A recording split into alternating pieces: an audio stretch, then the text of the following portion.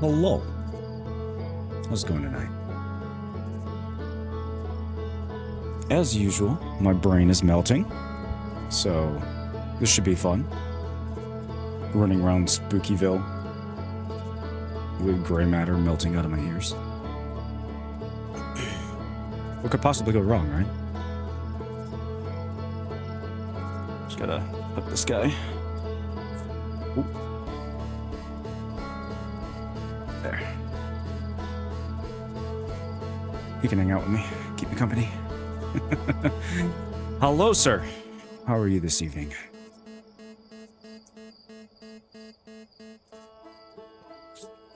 I have rewritten and rewritten the same section of code 5 times today. Spooter? That'd be a facehugger.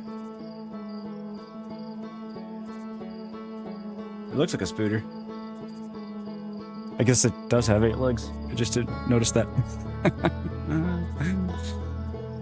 Let's get over here. It actually used to be... So I got the green screen. I got some LED overhead lights for my workbench that's behind the green screen. And it used to be up on top of there. But then I was moving stuff around when I was building my computer, and it fell and hit me on the head, and I about jumped out of my skin. So yeah, little jumpy, I guess. Oh, wake up. Back to Spookyville we go.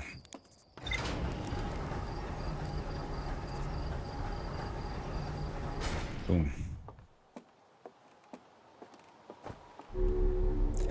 And sometimes it is very difficult to pull my brain out of my work stuff into something not related. Like I'm sitting here, getting into the game, and my brain is running through trying to figure out my code problems that I had earlier. Alright, so go to the village nestled within a cave. That Candlelit Tower sits atop an island nearby. Oh yeah. No, map. You. Mark on HUD.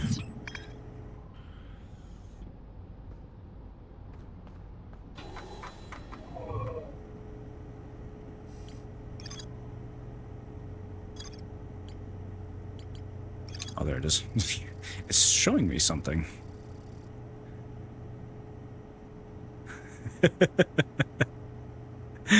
You know, that has occurred to me a couple of times. Just nuke it all.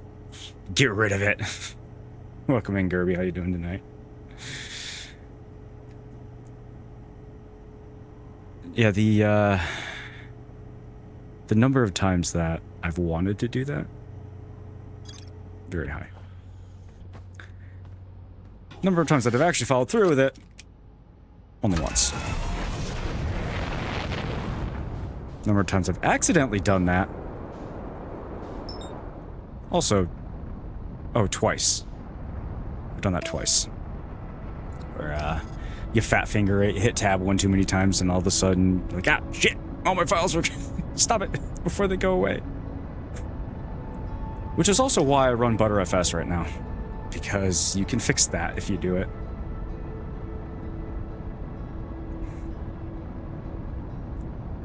Now, Gerby, you got some Linux experience yourself? Backups. You know, I used to think I didn't need them. And now I have a full 3-2-1 setup. Well, not full 3-2-1. It's 3-2.5. Got this machine. I've got my NAS that's running Grade Z2. So it's got a little bit of safety built into it. And then, oh, I've got the super important things in some offsite cold cloud storage. But every once in a while, you get lazy with it, and then you have what I had last week, which is adios goes some of your important project files. Yes, I hit DLC yesterday. I started the DLC, or not yesterday, last stream, so Sunday I started DLC. I have not done the finale of the game yet. I've gotten up to it where I know exactly what I have to do. At least I'm pretty sure I do. And then the suggestion was to complete the DLC and then go back and do the finale of the game. So this is what we're doing. And last time, I found the 2 entrances to Spookyville. Got the absolute shit scared out of me a couple of times. And then, hello there. Hey, thank you for the follow. I appreciate it. And this time, I'm pretty sure the notification sound worked. Oh man, it took me weeks to figure out that the source wasn't coming through properly. Yeah, we gotta go over here. Hello there. Perfect. Perfect. Yep. So now we go back to Spookyville and see what we see. I still, like, I don't know. So I found the mummies, right? And some of them still have a flame glowing, which tells me they're probably alive on the inside there. But how many millennia have they been there? Come on. Oh. And am I going to run into them? It's a slightly terrifying prospect. Because something tells me, based on what I've seen so far, that they're probably not going to take too kindly to little old me. Yeah. These spookiest of nonsenses. How many have... Oh, do they all have flame? They do. I thought only a couple of them did. Okay.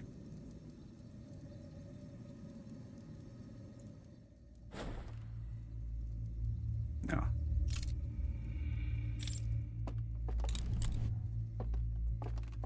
Where's the door? Here's the door.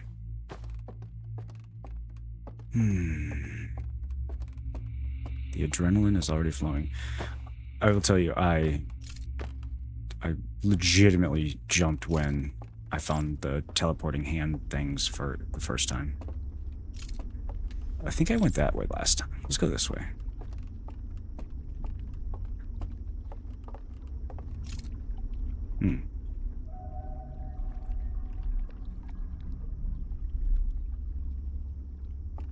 No, I did the same thing.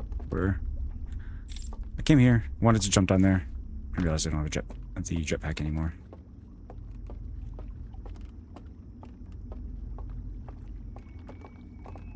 It's so quiet. I don't like that it's so quiet. Yeah, I don't have any of my equipment. That's really annoying.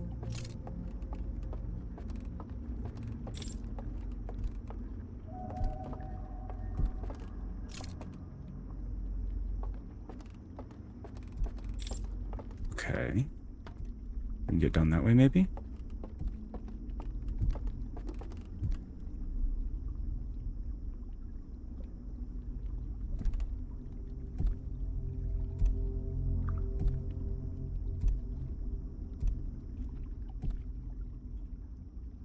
I don't like that.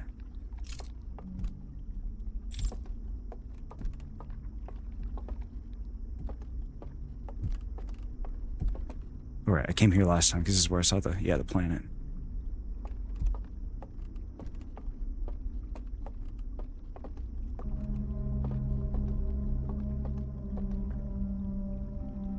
Okay, so family photos.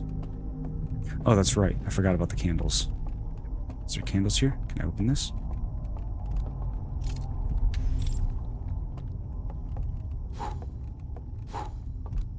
Ah, yes. Why did it vibrate there? My controller vibrated and I don't know why. This is giving me the heebie-jeebies.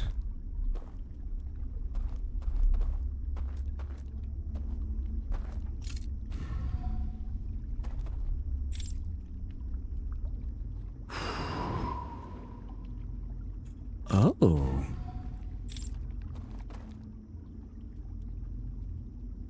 That's interesting.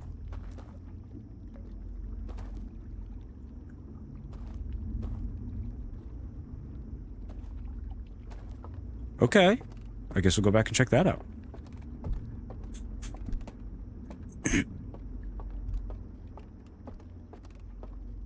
Those ominous footsteps are going to give me an absolute heart attack.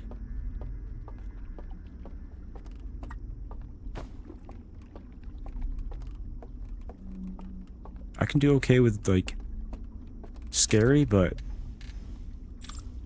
Oh, let's not do that. But, this is making it feel like it's much closer to jump scary than anything. I don't like jump scary.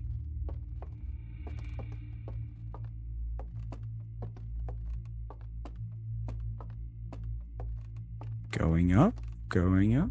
Where does this go?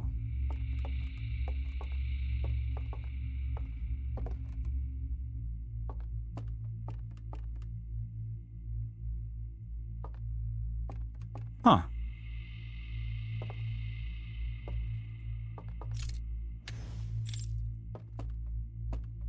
Okay. Sunshine. Going back to that, because I want to stand there and extinguish those candles, but I want to at least know what's up here before I get eaten by whatever's going to come out there.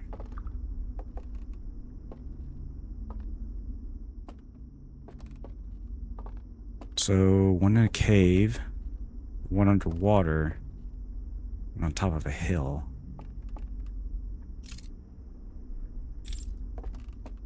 Alright. Also, this isn't lit up like it was on the other side.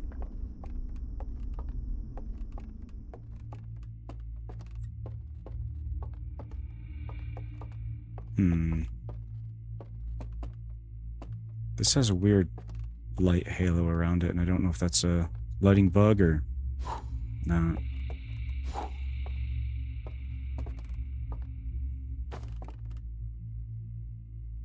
Good grief, the darkness is so oppressive here.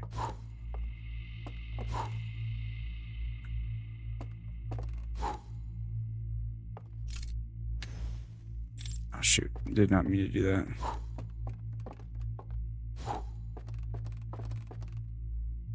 Should I stand on it? I don't know. Did it actually do anything? Didn't look like it. Alright.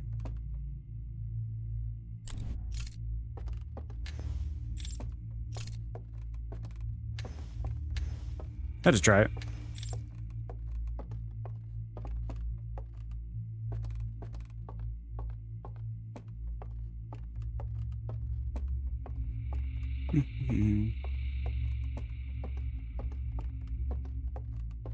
The restriction of the sightline is probably more terrifying than anything to me right now.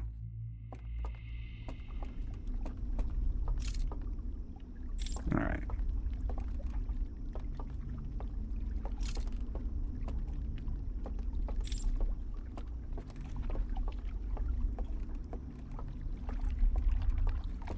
Oh. A raft. Okay.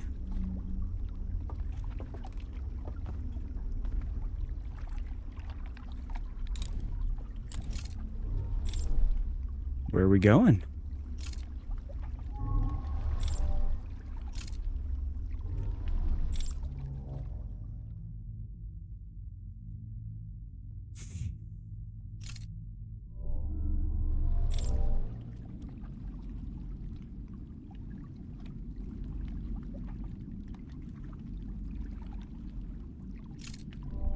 I'm rattling my adrenal glands to dump.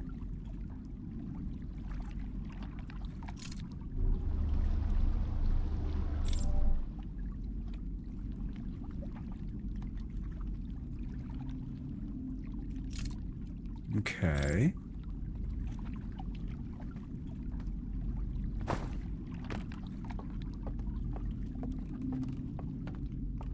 So there's a lift. Oh, there goes my boat.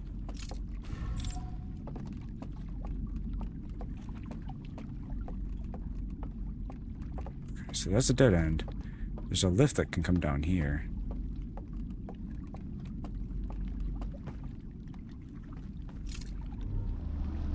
Hmm.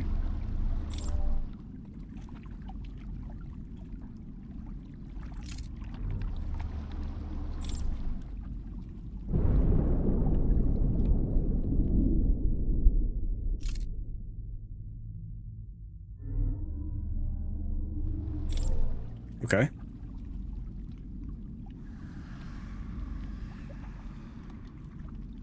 Why is there whispers coming from the darkness?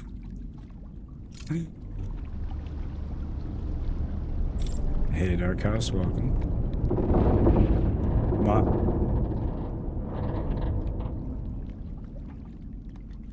My heart rate is going to be 120, 130 plus tonight. This is a good level of spooky. I'm good with it. Stay right here. Could go down a little bit even. All right, so that's another boat. Is that another one of the teleporter places? Let's go see what's up here first. Just all the spooky noises and everything.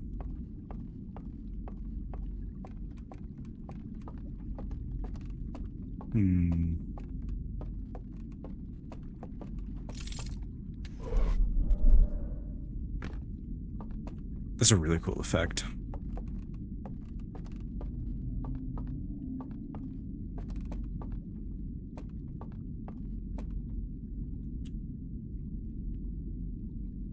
Okay. That's the first one I went to.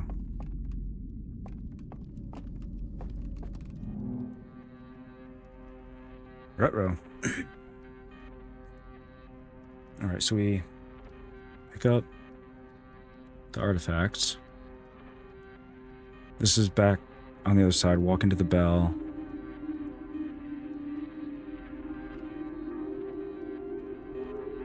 Take a nap. Wake up here.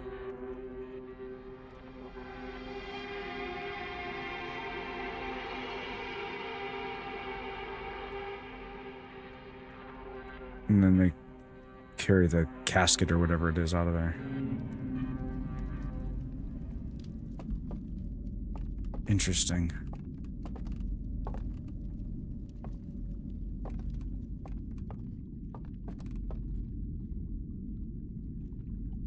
Okay. Is this the same place? No, it can't be if it's this thing. It can't be the same place. I'm gonna watch that one more time, make sure I didn't miss anything.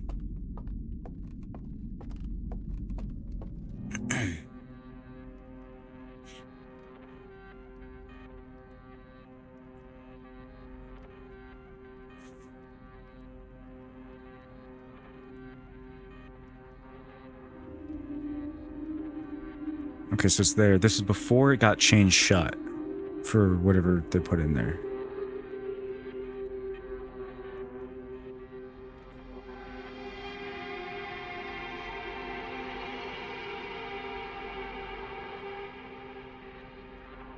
But it changes perspectives. And then bring it down the stairs.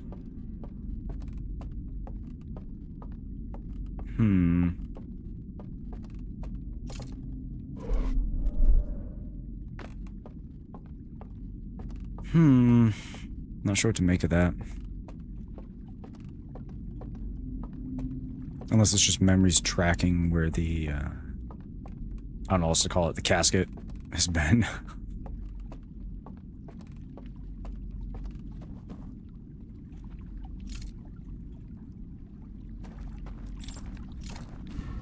don't think there's much I can do to get over lower on there since I can't really drive the boat. We're mostly just on a guided tour here.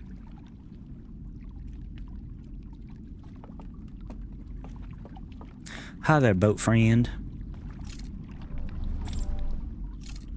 You keep me company from the spookiness? Me and my green light. Makes me wonder if going into these with it shrouded does anything.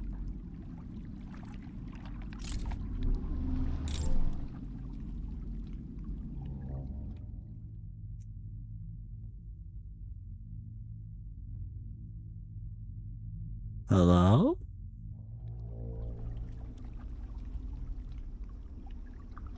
There were no spooky noises that time. Could be coincidence.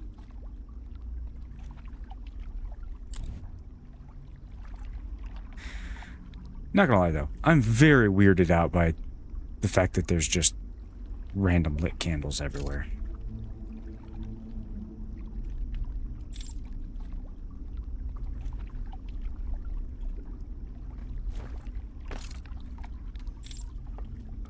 That's to get into the boat, right? Okay.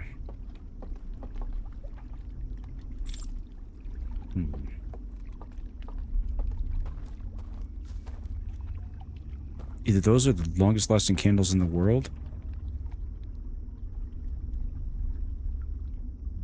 or we're not alone.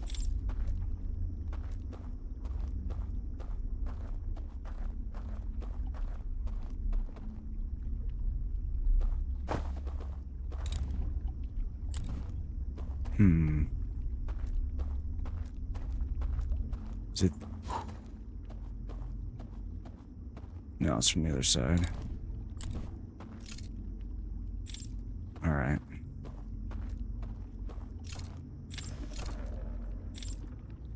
Go away, spooky noises.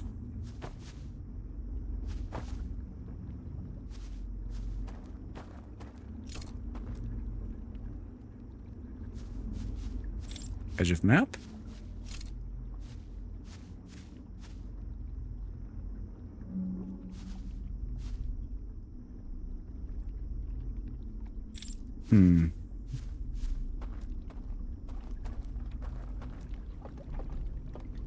So we gotta get through that door somehow. Not sure how.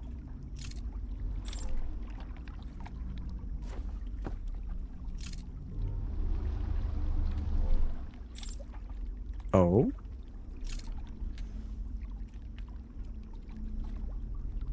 Can I jump that? Probably not. Ooh, that's one of them. That's one of the buildings.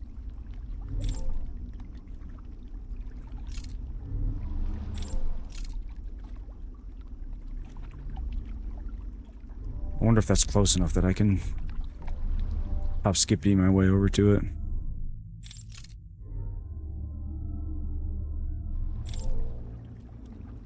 And there's the other one. So that's all three of them, or all four of them.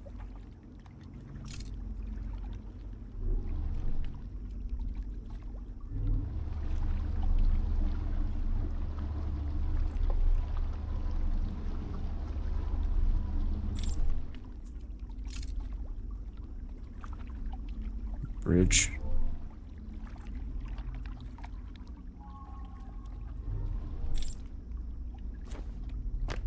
That was close.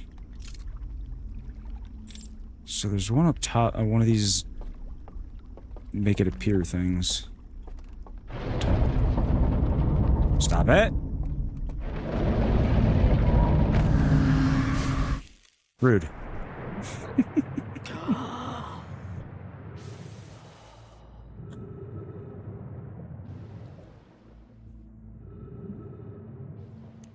Okay. So this is how it's gonna be.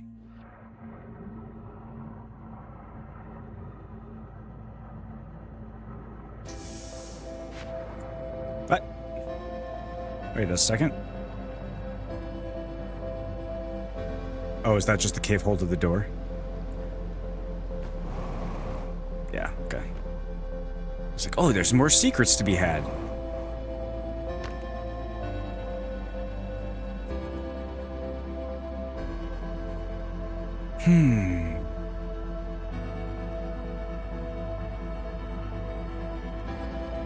So I'm trying to figure out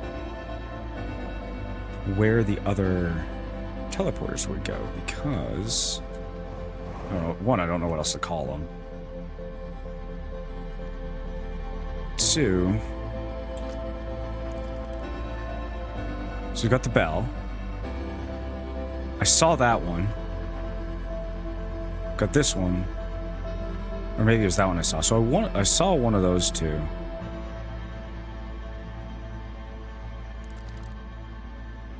But also, I guess I didn't recognize it before, but that bell must take you to the inside of the big one on the other side. Or maybe it's two different spots. But I guess that's kind of assuming that where they put the chains on the casket, the coffin thing, is the same spot as it sits now. Which, I don't know the actual likelihood of that. Ow. Oh, there it is.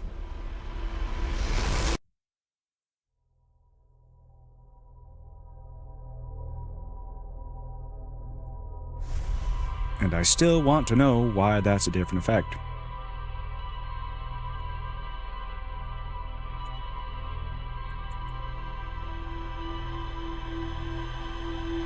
Is it just the cloaking field breaking down, maybe?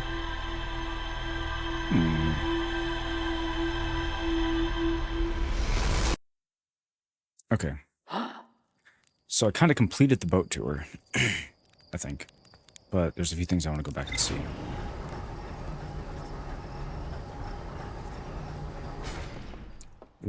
A couple that might cost me the run, but...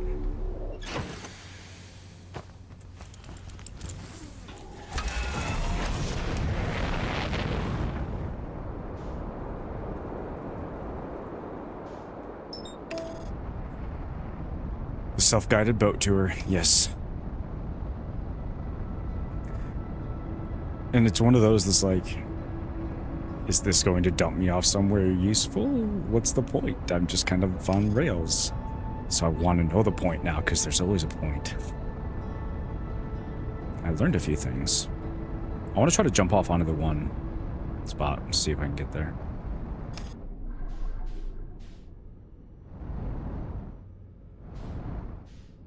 Because I don't know if I can.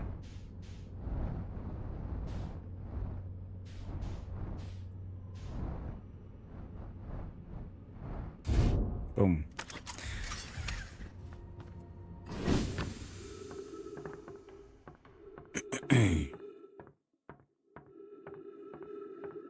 Also, does that mean that there's other teleporter locations in this world?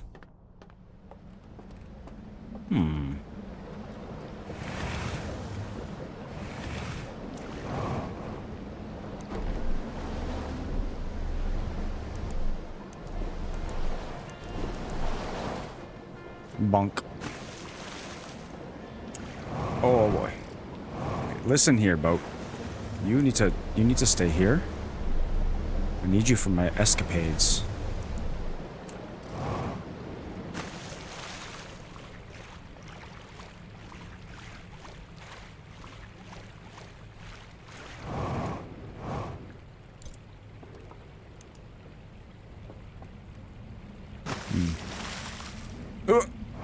Come on, let me through.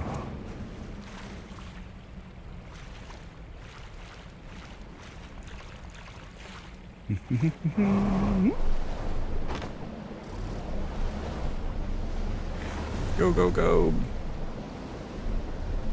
We have spooky places to explore.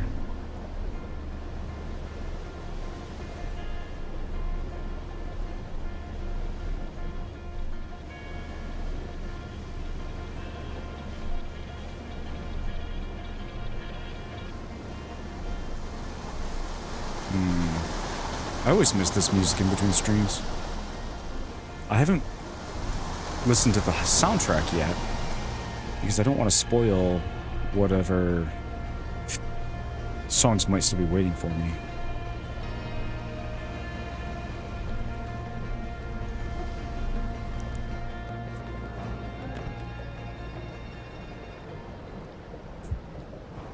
Back and actually locked in, I got distracted. What did you get distracted with? I didn't even know you were still here. But you have me curious now.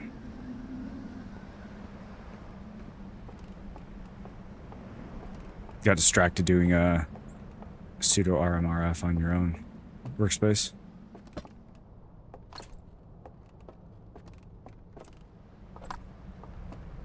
Smart to not listen to the OST yet. Oh, especially on YouTube? Good to know. Yeah, I've stayed far away from this, even though I've been putting the VODs up on YouTube. I've tried to stay far away from all the content. But if you're putting out content about a game, then you get fed the game. So I've pretty much stayed off all platforms. There's at least one song you know that for sure you haven't heard. Okay, cool. I was yelling at your friend who was recently built the first PC ever in mid-20s to play Cyberpunk. Okay. So they had a huge budget of $500 to build a PC that can play Cyberpunk over 10 FPS, right?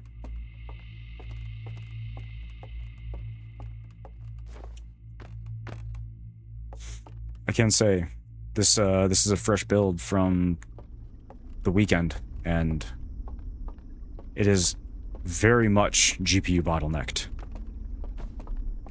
Well, that's good. That's good. I had someone who wanted to only spend $500. Okay, 4080 Super is a rock solid card. It's really freaking good. This machine, actually as of today, has both a 9070 XT, well, all three, a 9070 XT, an Intel Arc 380, and an RTX 3080. FTW3. So we got all the brands cooking in one unholy creation. Hey Jaxie, how's it going, man? Better than your 3090 space heater. I mean, you actually got your hands on a 3090, which is pretty rare for the time. Did you get it right near launch? What have we learned so far? This place is spooky as shit. That's what we've learned. This will be my second run on the self-guided boat tour. I wanna see what I missed, and there's at least one place that I want to try to yeet myself across the water. Bought it in the middle of COVID. Probably paid way too much. Yeah. Well, if you're into the 90 series, then you're kind of paying for the functionality and not keeping your money. Oh, you actually got it at a physical store. Nice. Yeah, it's gotten so bad that even getting like processors and motherboards are hard, which is why I was going to do this build with a 9950 X3D, but the motherboards were just as expensive, and after launch, the processors were almost as expensive as the Threadripper that I ended up building, so I just went Threadripper. More PCIe lanes then. It was the only way. Was there an actual application that you had in mind for it, or just peak gaming performance? I mean, just. It's a hell of a card. But, sometimes there's data science or rendering or something that people are doing for VR. Okay. I guess I didn't realize that VR had really gotten that intense, because I haven't used VR since the original Oculus. You're running a 1070. Oof. To be fair, there's not much that a 1070 is cut out for. I mean, I built a computer for my wife, and then, I mean, she's not a gamer at all, but we're working on it. And that poor thing is running a 1060 in an old i7 6700K, and it is begging for mercy with WoW Classic.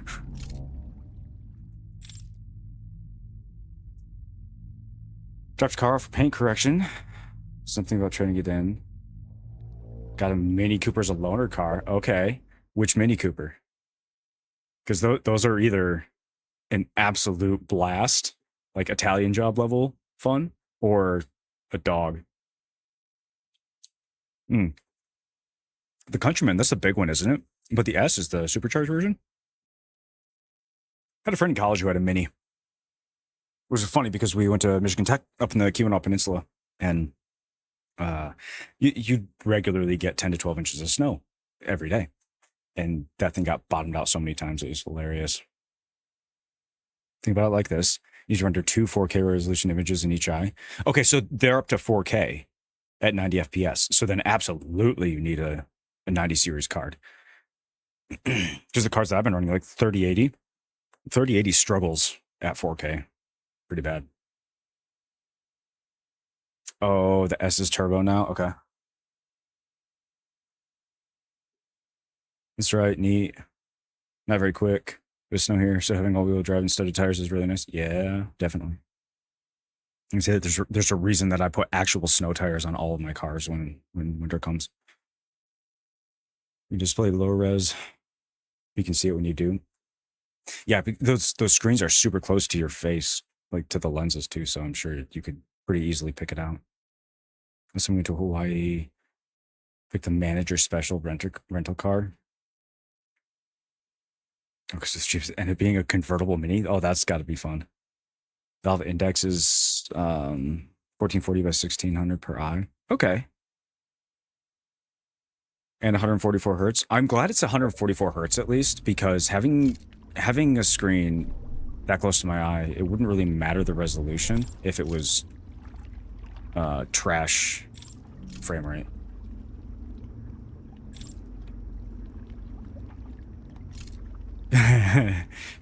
Yeah, you're not going to fit much luggage in a Mini. Unless you kind of want a super sample to get rid of pixeliness. Yeah, there you go. So are you trying to... Here we go. I'll try this. This is probably going to fail. Yep. I had to try it. So are you trying to go up from 3090 to the 40 or 5090? I mean, once they potentially maybe give you a solution for the lack of 32-bit PhysX, which was a complete bullshit thing to get rid of. I mean, I kind of understand it. You have to phase out old technology eventually, but there are still people who play old games. Yeah, probably not. Well, you don't want to spend another $3,400 on a graphics card right now?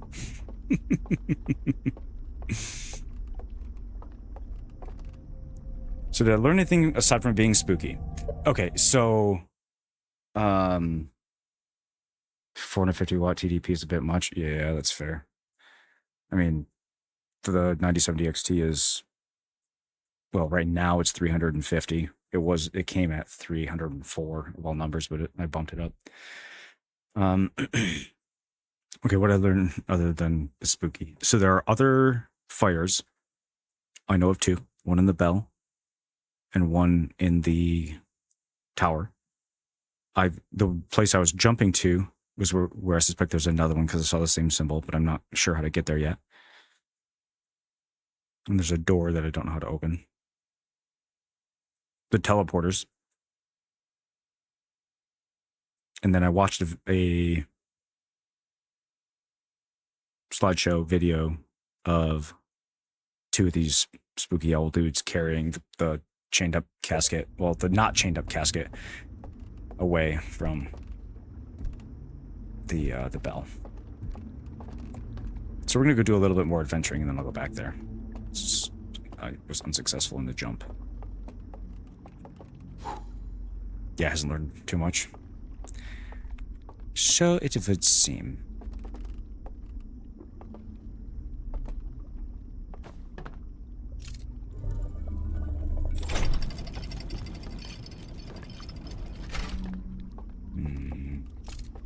We'll say, I did some video rendering earlier, so I had all 3 cards working on different things, plus the CPU. going to town, and I actually started hearing some coil whine out of my 1200 watt power supply. I think that's it begging for mercy.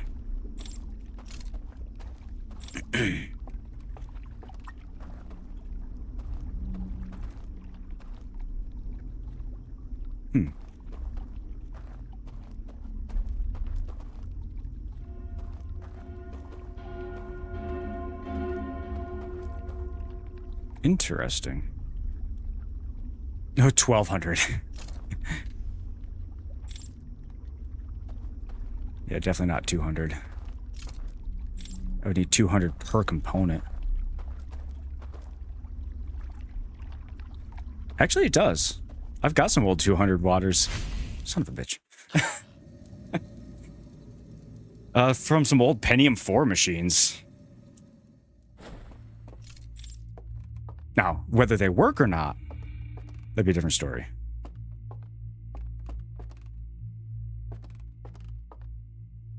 Yeah, so what it was actually was it was from a multi PSU server case that was mostly a low power CPU to run a crazy fast switch.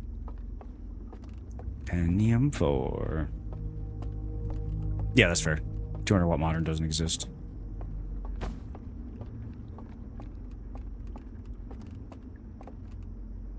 Okay, that's good to know. It's persistent. So if it's a simulation, it's run on non-volatile memory.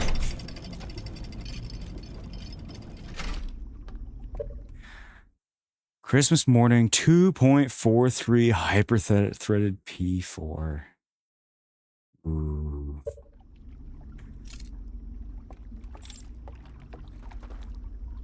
That dark blue HB tower, I think I know what you're talking about. The one you're talking about. I'll say the first laptop I ever owned was a Pentium Duo? I don't even think it was a like a Core 2 Duo or anything. I think it was the Pentium Duo.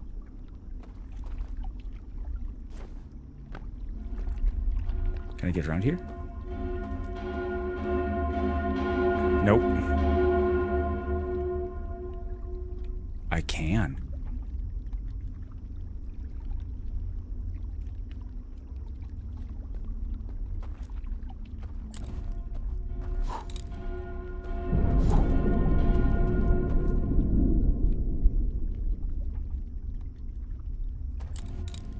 Oh, they get real pissy if you show that thing.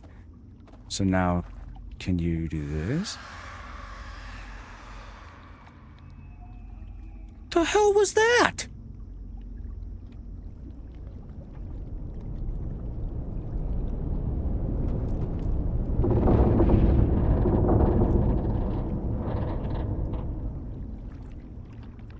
There's some spoopiness going on here.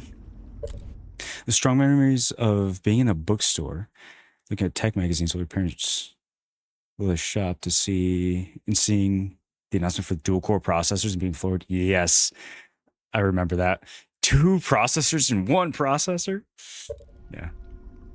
Yeah, all the spooky faces. Something.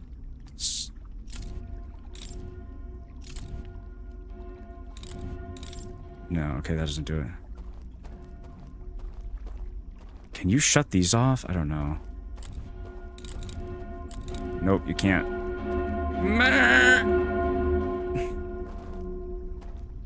All right. So I think there's other caves here.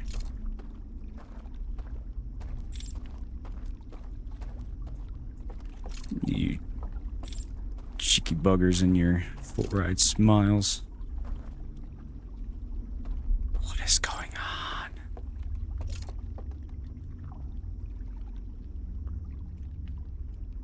Okay, so I can shut those off. Just need to go to other places?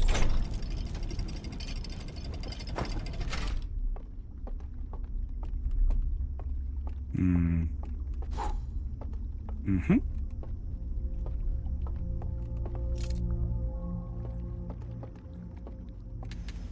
Where's the other one?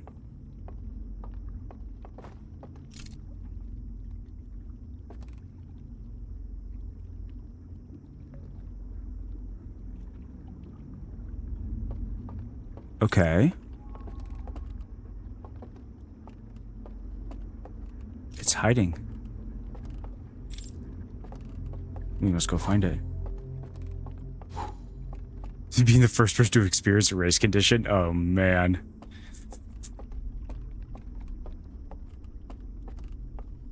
Considering that I spent most of my day chasing down race conditions between CPU and GPU memory, I can't imagine what that would have been like the first time you ever discovered one.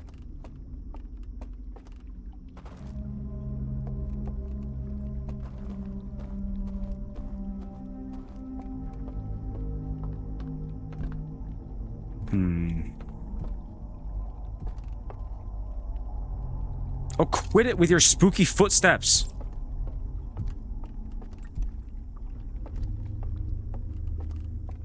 You do CUDA? I do. It's been a while since I've done, like, straight up CUDA, but yes. Well, here, one sec.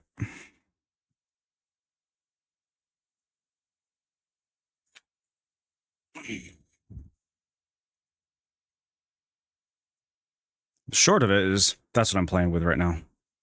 Little, NVIDIA Jetsons. So, been having fun with that.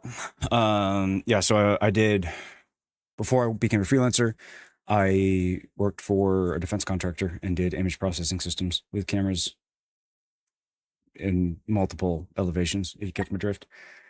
And part of that was writing custom CUDA kernels to do certain processes on the images. So now, with this other project I'm working on, I will probably have to do custom CUDA stuff. I'm going to try to avoid it just because of the timeline of the project is too tight. So if I can avoid having to write custom CUDA stuff, then I'll avoid it. But I don't know if I'll be able to. We'll see. OpenCV has gotten really powerful. The issue in particular today was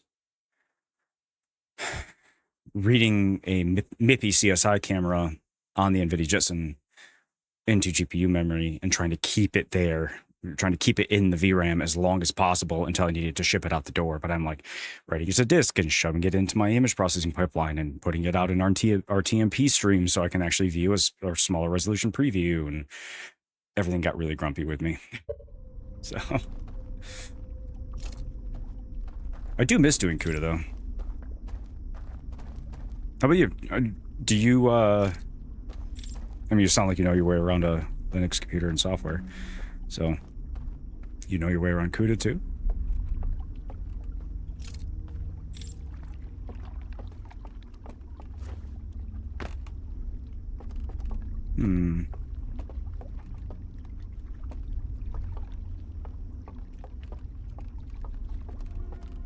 Oh, stop it.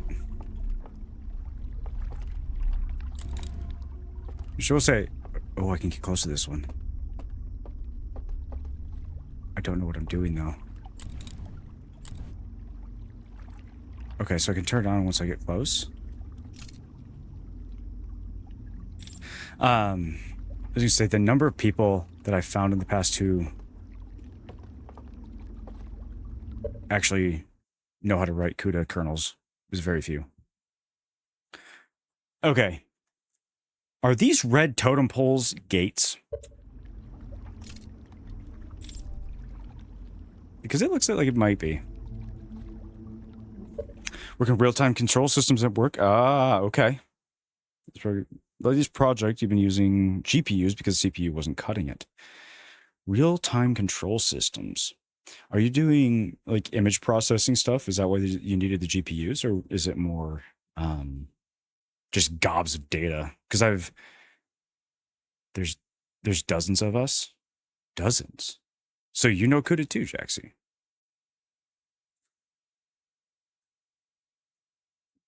Or is that in reference to something else that my brain's not picking up on? Yeah, basically image processing, but not the typical kind. Yep, that's fair.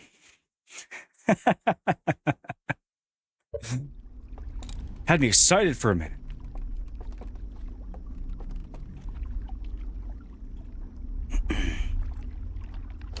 I got you, man. Why am I rotating this?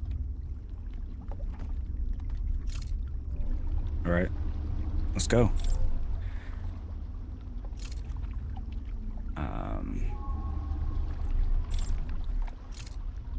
Another boat ride, I guess. Yeah, those kind of projects. Oh, it's all burned. I really enjoy those kinds of projects where you're trying to use the technology for something that's abnormal. Like, one of my favorite... I gotta stop from talking about this right for a second. One of my favorite CUDA systems that I ever ended up working on was replacing a massive, nasty spreadsheet VB script that did the same operation on millions upon millions of points of data on new data logs that came in. And they had poor little interns on doing manual manipulations on these things. So we tried writing it. It would take them like 2 weeks per.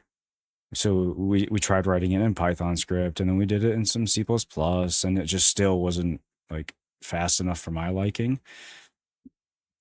So I put it into compute shaders. It technically wasn't CUDA because I wanted it to be able to run on anything. So I did it inside of GLSL, OpenGL compute shaders, and that was fun. It's just crazy. We started this project not knowing if we could even do the CUDA part in RT, but it turns out CUDA is better than CPU for RT. Especially now, CUDA's gotten really good at that. Manual label interns. Yeah, we've all been there. There's one thing I was going to mention. I can't remember what it was. I don't know. It's just like most things, especially in software. Like, there is no one tool. There's a reason that... Oh, this is their little telescope doohickey. There's a reason that I have... Oh, I can't do it on my jetpack. Actively written code for major projects in... I think I'm up to 18 different languages now. Like, I'm far from an expert in any of them, but I'm capable in many software languages.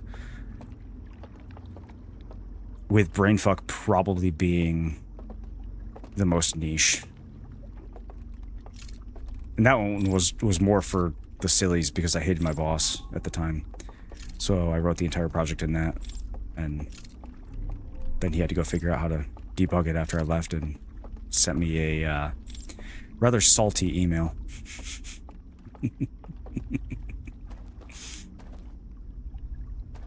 Okay, so it burned out and we've got this, but I think that's all that we can see here for now.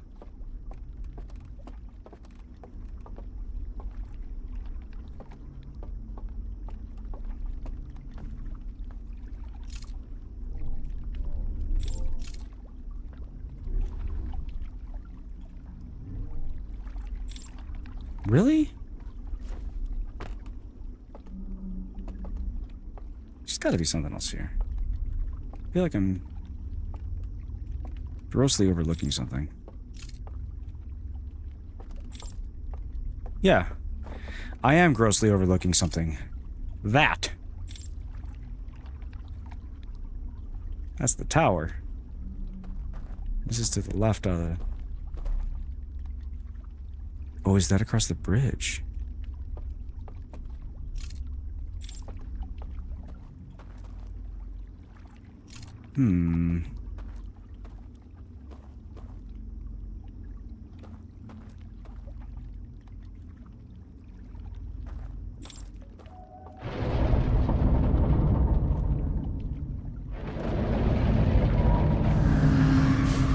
Rude. Rude. I was just getting to the good part.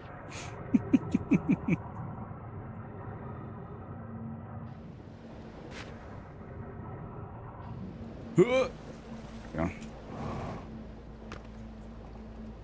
Let me put it this way. When you start to care that pthread mutex takes 3 microseconds to acquire locks, you're using CUDA, it gets fun. You're in deeper than I've ever been. Man, 3 microseconds. Yeah, so you're pushing some pretty tight response timings. That's awesome. That's a fun place to be. Really, really fun puzzle to solve. And also why you just stop using pthread. Simple as that.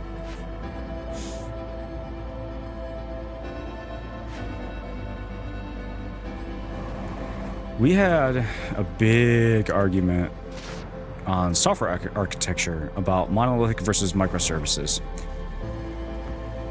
at my previous job. And I think it is one of the stupidest arguments to have in software development, because there is use cases for both, and neither one is ever the correct answer. And people just get really bent out of shape about everything must be microservices, or no, it's all monolithic processes. Operating systems are monolithic processes. Like, stop it. No one cares. I do some strange multi-threading architectures. Yeah, it gets fun. I'm just coming off of a project, finished it up, where we're dealing with point cloud data too, and now it's one where,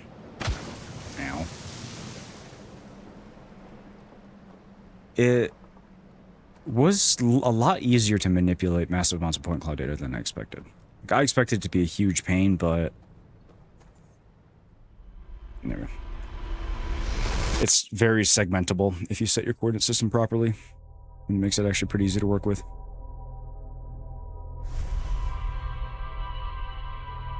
But in that one, I pretty much did write a game engine, the core of the 3D rendering part of a game engine from the ground up, minus the lighting. I didn't do a full lighting system. It's just static lighting, but fun stuff.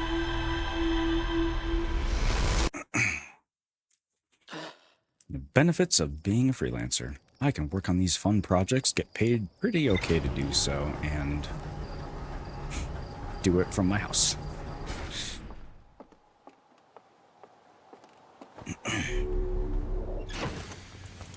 Okay, so I know that there is some reason that these people burned their stuff. They found something, or they realized something about their history, or like something that they didn't want found. Benefits of being in sales, not having to solve problems. That is 100% fair. And I wish I was good at sales. There are definitely days where it's like, I'm sick of solving people's problems. Just let me not be doing this, and I'll go flip burgers or something, because that sounds bad. I hope you know what I mean. There's a lot less pressure when you're flipping burgers than there is when you're solving people's multi-million-dollar problems. And not having the pressure would be nice. I mean, generally, I do like solving problems. That's why I do what I do. It's just that when the people problems become too much of an issue, I'm spending more time solving people problems than I am solving technical problems, then I start to hate my life. My brain doesn't hurt from flipping burgers. My brain might start hurting from flipping burgers. Rode off through the bottom of a massive canyon. It looks like there are buildings set into the cliff face high above. Okay, I still want to know what the scoop is with the one spoopy noises coming through the canyon when I went through it. I don't like that.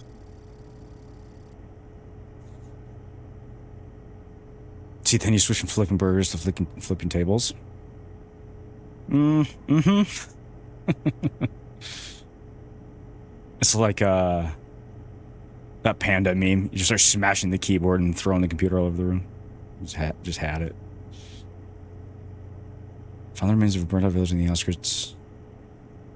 Of a burnt out building on the outskirts of the village. I reached the tower's upper floors by projecting a path into a second entrance back of the tower. The well at the bottom of the village is guarded by a statue that activates an alarm bell when it sees me. So if they can't see you, the alarm bells don't go off.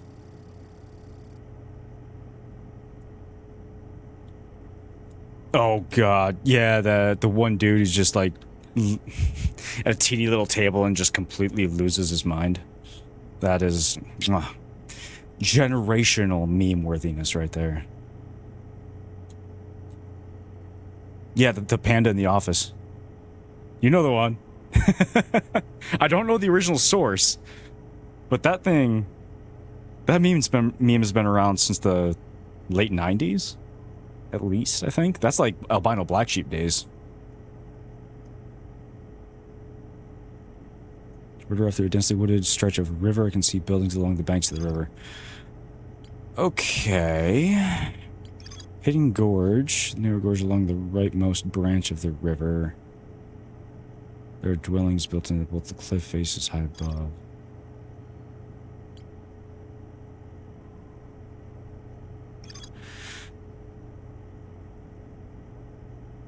I still haven't figured out if there's a way to get inside of this thing.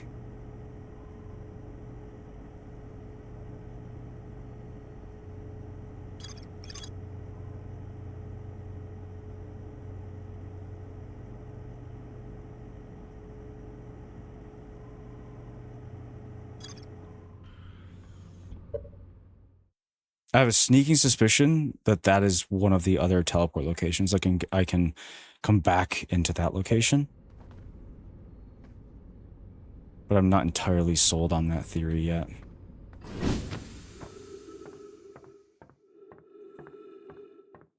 The fucking panda.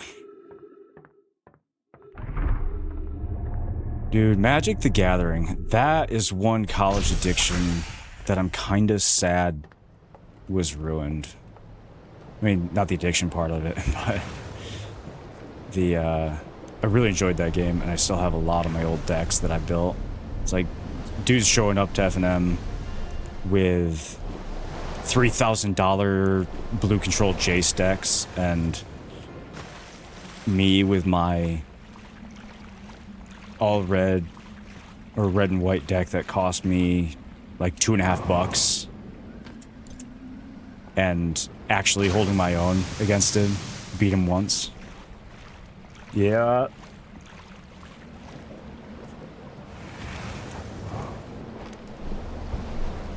I don't even remember the name of the series that was, but it would have been 2012?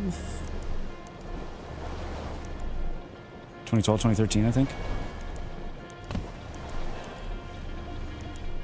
Still have my really fun vampire decks and angel decks and stuff too. So, once my daughter can read, or my sons, one of them, we'll be working on that. We're already teaching them how to play chess, so we're getting that game going for them. Oh boy.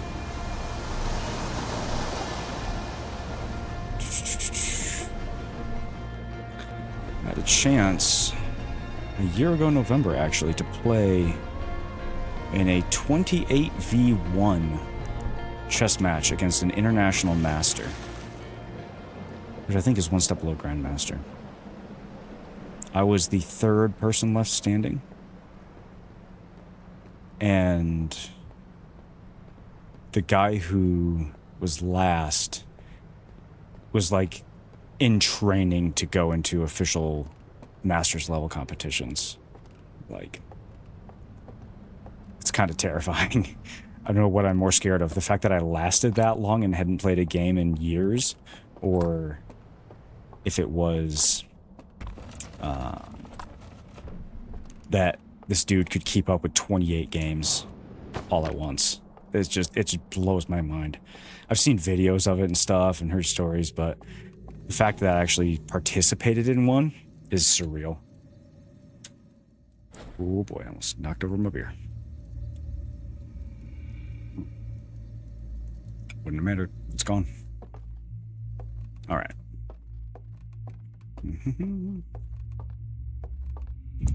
Yeah, and this dude knows his patterns so well that by the time he would get back around to me, I'd barely figured out what I was going to do. Okay. I need to remember where I went. Because I don't.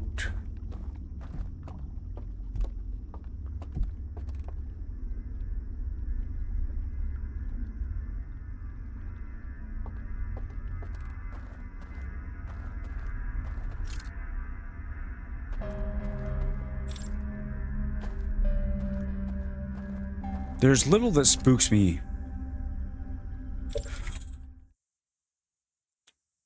Jesus Christ, on a motorbike!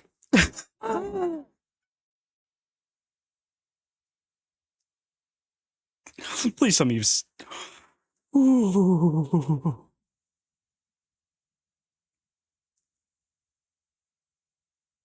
Okay.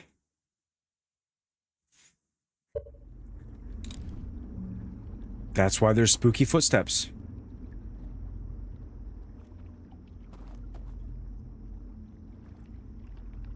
You can't clip. Why not?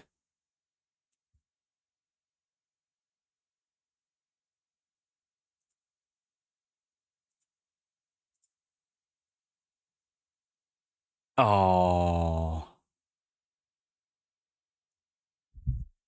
One sec.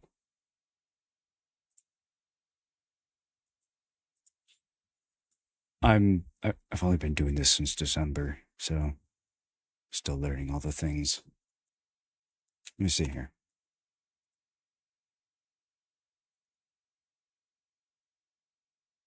Clip settings. Off.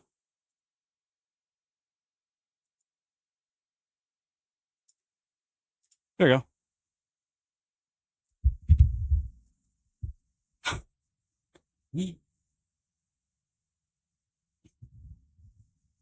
All right, you should be able to now. I don't use clips much myself, so I don't know how to go back to it.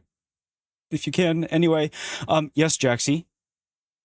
I might need to go change my pants because there is somebody up there. I'm hearing the spooky footsteps, and then I look up there, and it's moving. It says you can't after refreshing. Awesome. I see you. Are you gonna look out at me?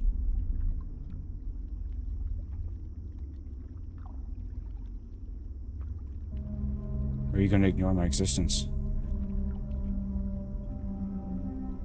You're gonna ignore me. How do I get up there?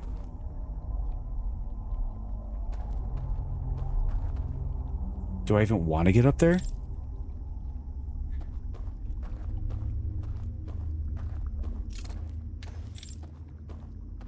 I don't know if I do.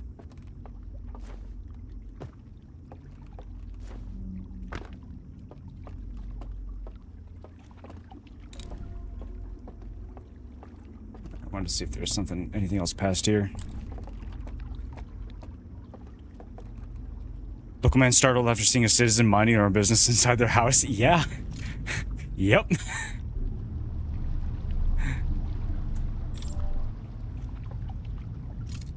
Okay, what? Oh, are you guys trying to post links and it's not letting you? Clip links? Is that what it is? Because I see T-Gump, you tried to put it in there too. But I just see the 3 asterisks. Is that what that is? Oh, I'm sorry. Let me see if I can... Because I never did go figure out how to make that work. Block hyperlinks. All right, y'all are chill. Behave yourselves. It's on right now. Yeah, automod.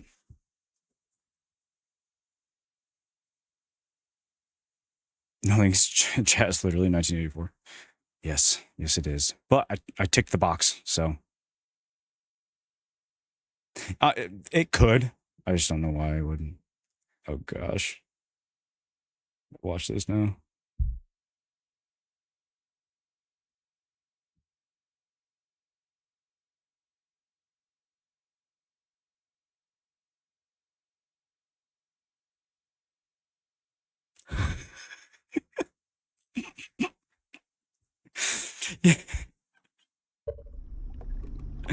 You know how you get scared shitless and then things come out of your mouth and then later you watch it and you're like,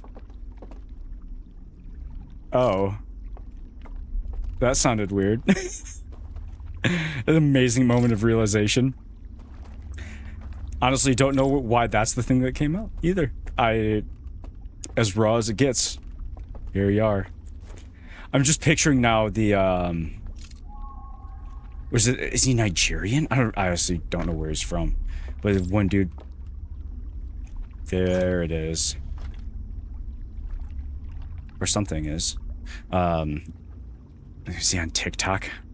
He says that, and it got ingrained in my brain, and then apparently that's what came out. Oh, dude, I'm sweating from it. The moment of realization.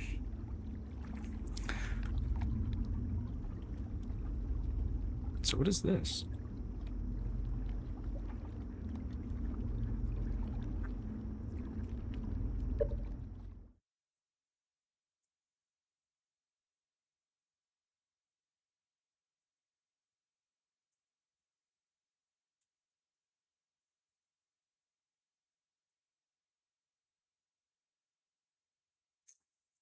If I had to guess, this is a painting.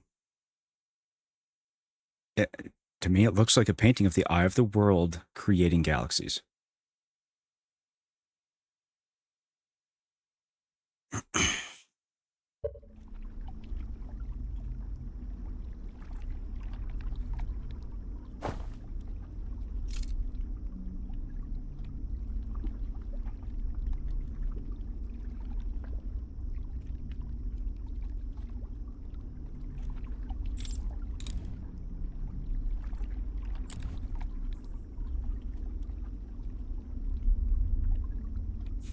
A texture.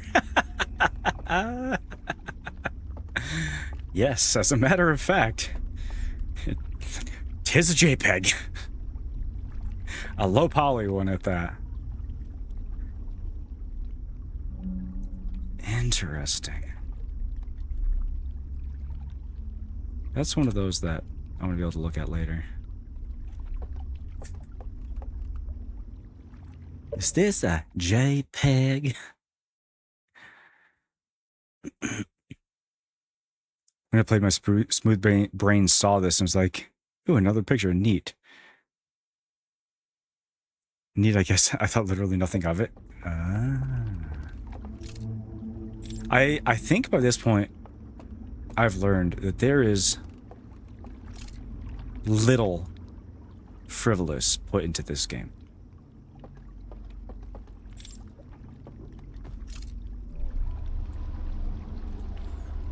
So when I see something, I'm like, almost to a fault, assuming that there's extra meaning to it.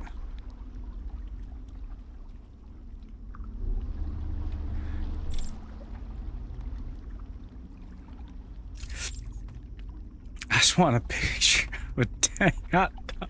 God dang hot dog. It's a good way to go about it. Very deliberate game design, yes. It reminds me of the whole, like, is it GIF? Or is it GIF? I mean, it is graphics interchange format. But some people still think peanut butter is a picture.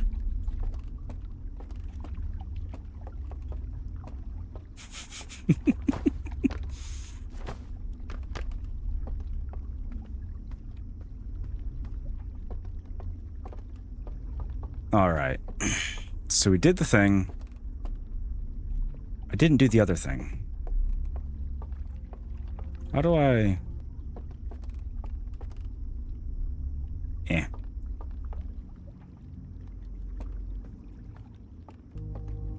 I'm trying to remember how I got down there before, but I think it was the other direction. We'll see if we can figure out the rest of this puzzle around here. And then go back to Spoopy Nerd's house. My heart rate is just now coming down from that, by the way. The adrenaline tinglies hit hard.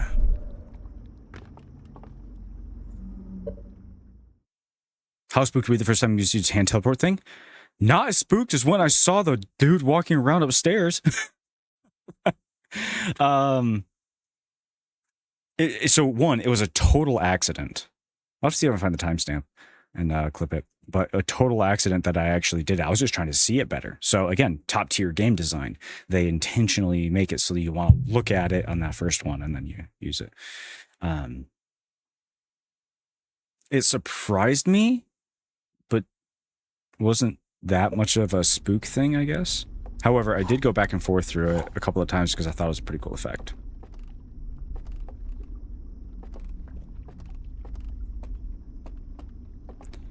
Oh, right. That's how you get down to that one. Let's go do this again. Make sure I know where I'm going. It is very cool. I really want to know how they did it.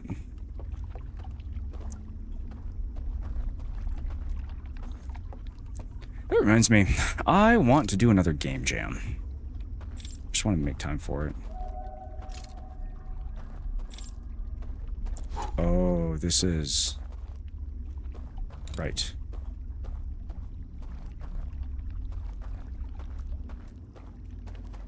So I accidentally lit these candles the last couple of times. Or they're persistent between wipes? I don't know.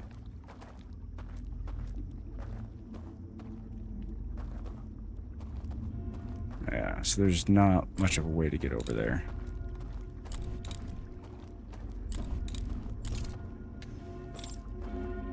Oh, stop your grouching.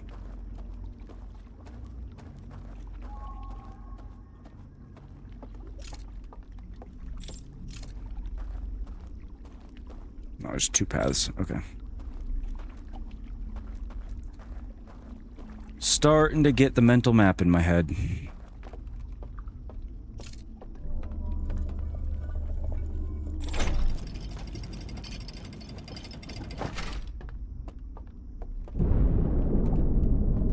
Behave yourself. Oh, is that the wave? This isn't actually their home. And that's the spooky dude.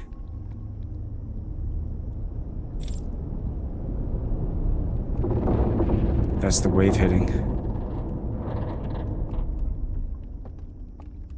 Yeah. Came from that way. Okay, so we can do this one.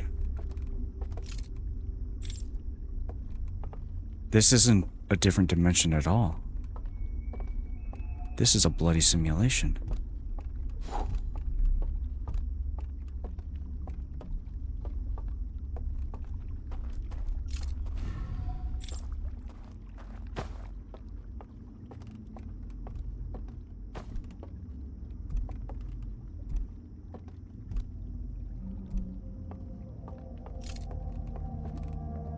Listen here, you nerd. You scared me once.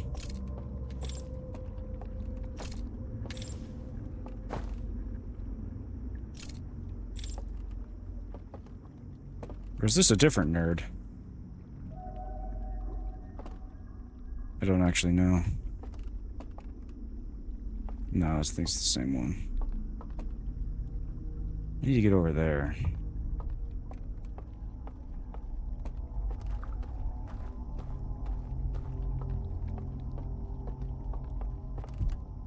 Oh no, it's the same nerd.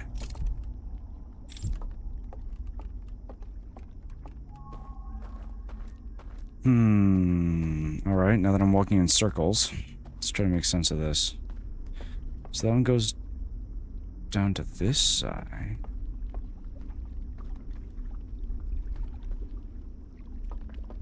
Wait, what?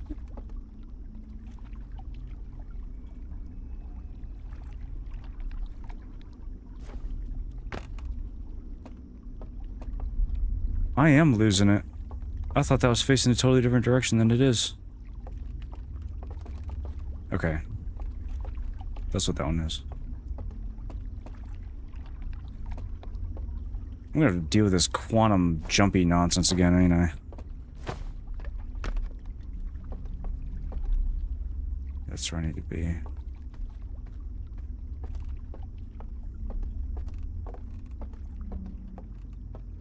Because some of this was like, ooh. I thought I understood where it was, and then I'm going back to it now, trying to map it all out in my head so I can figure out how to do that nonsense.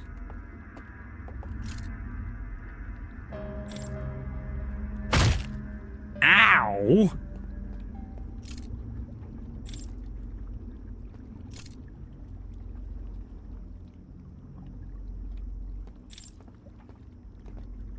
Maybe this was a bad idea. Probably a bad idea.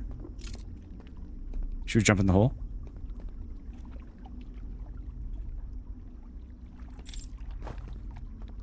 Oh!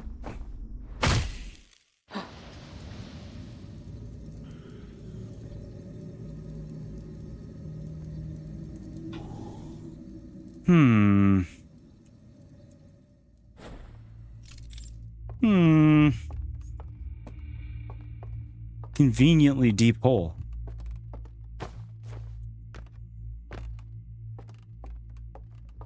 Must be something down there.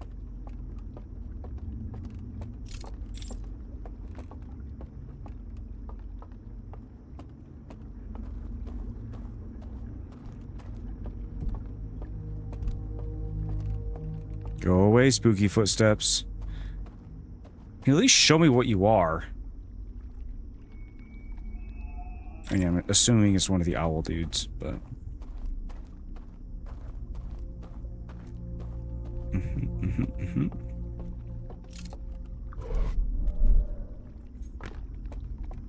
Really want to know if they made that a fact.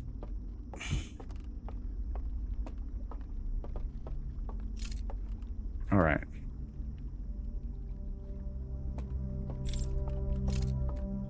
How the actual peanut butter do you get up there?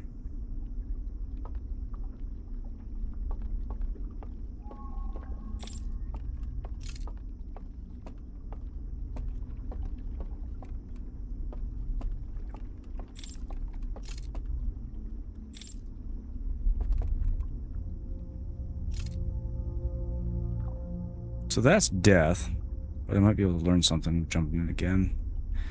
Otherwise, it's an island.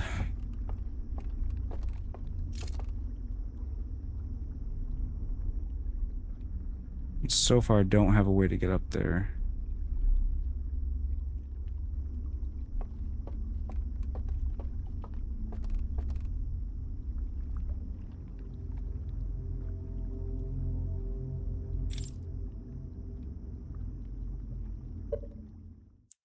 It's gotta be the fucking with FOV on the camera, right?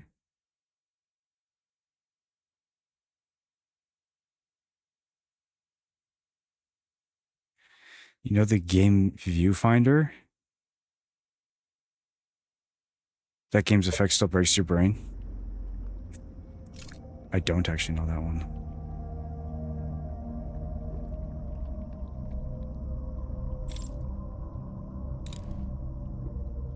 Wait, what's... Oh, I understand. This thing. Yes, that's 100% what it's doing. So, sorry, my brain had moved on already, and I was like, what are you talking about? The FOV?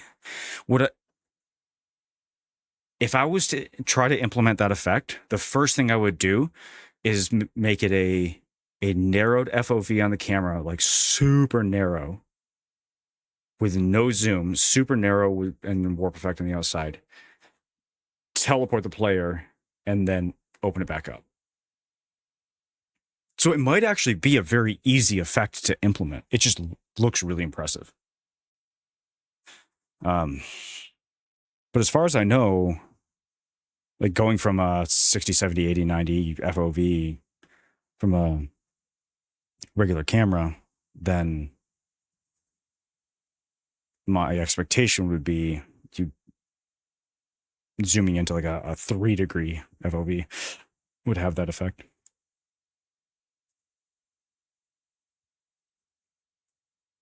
Seems like you should make a game, Kappa. Yeah.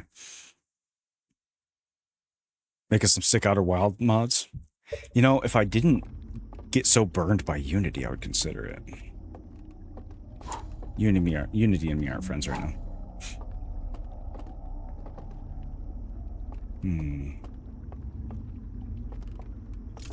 If that has something to do with it.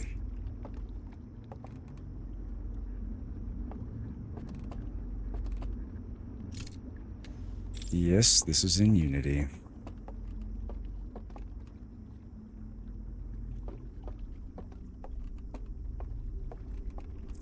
Alright, so this drops me down there. Let's go check it out again. I feel like I'm going in circles. Missing something.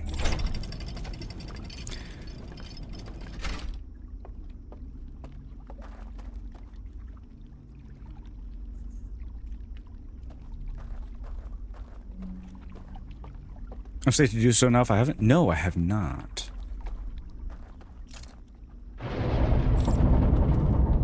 Well, shit. God, son of a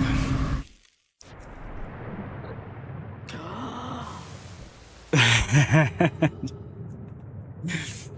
Yes, I do understand.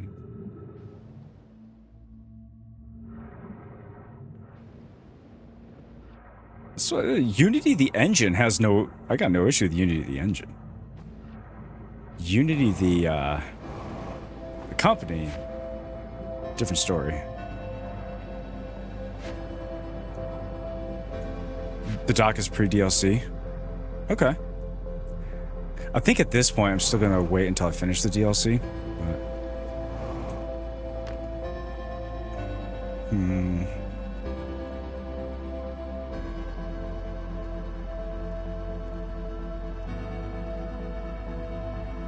You know, the funny thing about game engines, now I'm thinking about it. There's another document for the DLC too. Cool. One of the fun things about game engines is they're a phenomenal tool, but they're only as good as the people working on it. So you can have any game engine and do insanely wild things, but you can also make absolute trash in what is widely seen as the best game engine out there.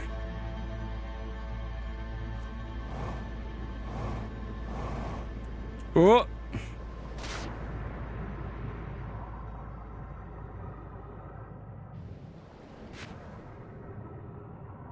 Okay, realized when I first got into this Stranger and looked it up and realized those were realistic waves, that I'd be able to go everywhere. Honestly, I'd have to look at it myself to see if I know what you're talking about. Oh, those do hurt. Good to know.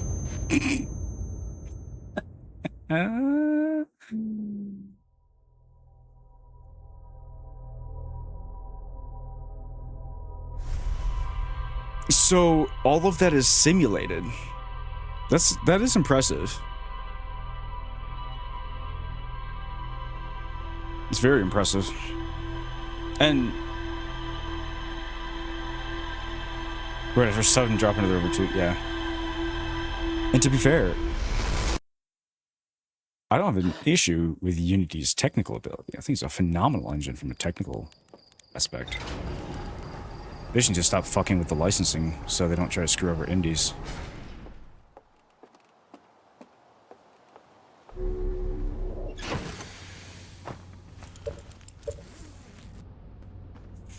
Because they make you on the backside to get the one-time effect.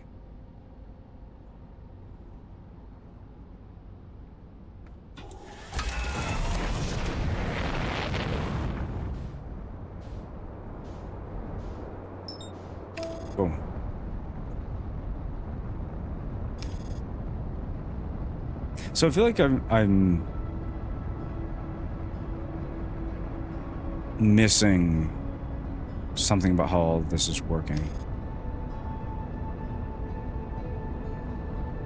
Either there's somewhere that I haven't looked, or something that I completely walked past. So we're back into the swim under the island moment, I think. Oh.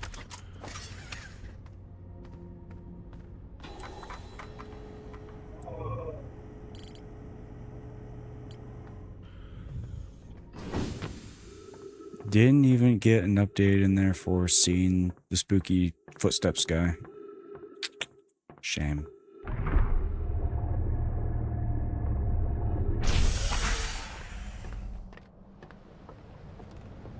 Yes, I did say swim under the island. Do you have any bloody idea how long it took me to figure that out? I don't actually know, like, chronologically how long it took me. But it felt like forever. And then when I found it, it was very much a facepalm moment.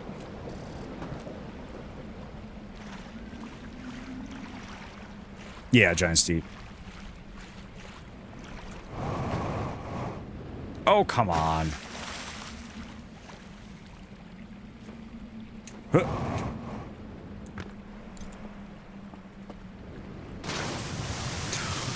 Oh, antechamber. Dude, it has been way too long since I played Antechamber. That game is one that will screw with your brain something fierce.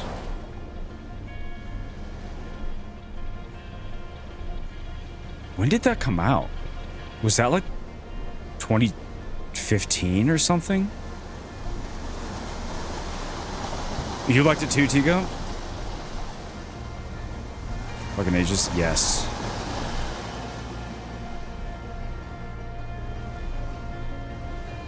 I can't remember if that was a high school or a college thing. 2013. Okay, so I was close. 2015, 2013. Yeah, so that would have been college for me. Man, I should go back and play that one because it's been long enough that I probably won't remember anything. Senior year of undergrad. How far did you go in education, Gerby? Because you used to get home, show the clip. That is what it looks like when a grown man shats in his drawers. Masters in EE. All right, okay. I went only bachelor's, but bachelor's in EE and computer engineering.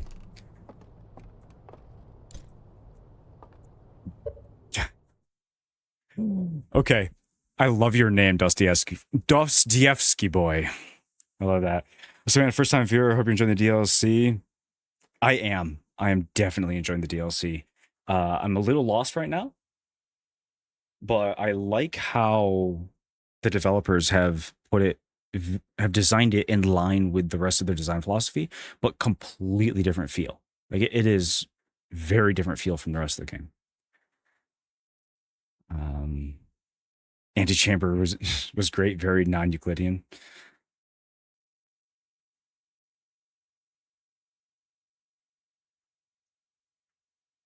The fact that I know who your name is, who you named yourself after, I don't know what that says about me, but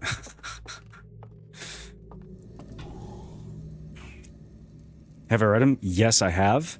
Not in ages. Did a lot in high school, and then about 5 years ago, and then I had kids, and I haven't had a chance to do much of any reading. But Dostoevsky, Ayn Rand, a few other brain benders. The Gulag Archipelago was on that list for sure.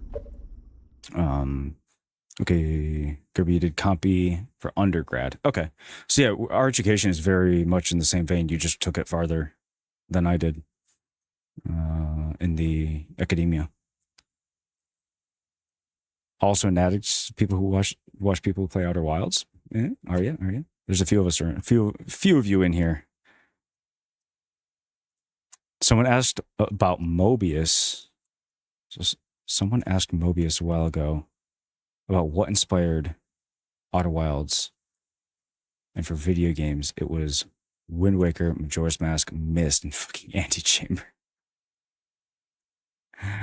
Outer Wilds Anonymous, yes. You are Legion. You are Legion. Mobius, I'm assuming, is the lead developer.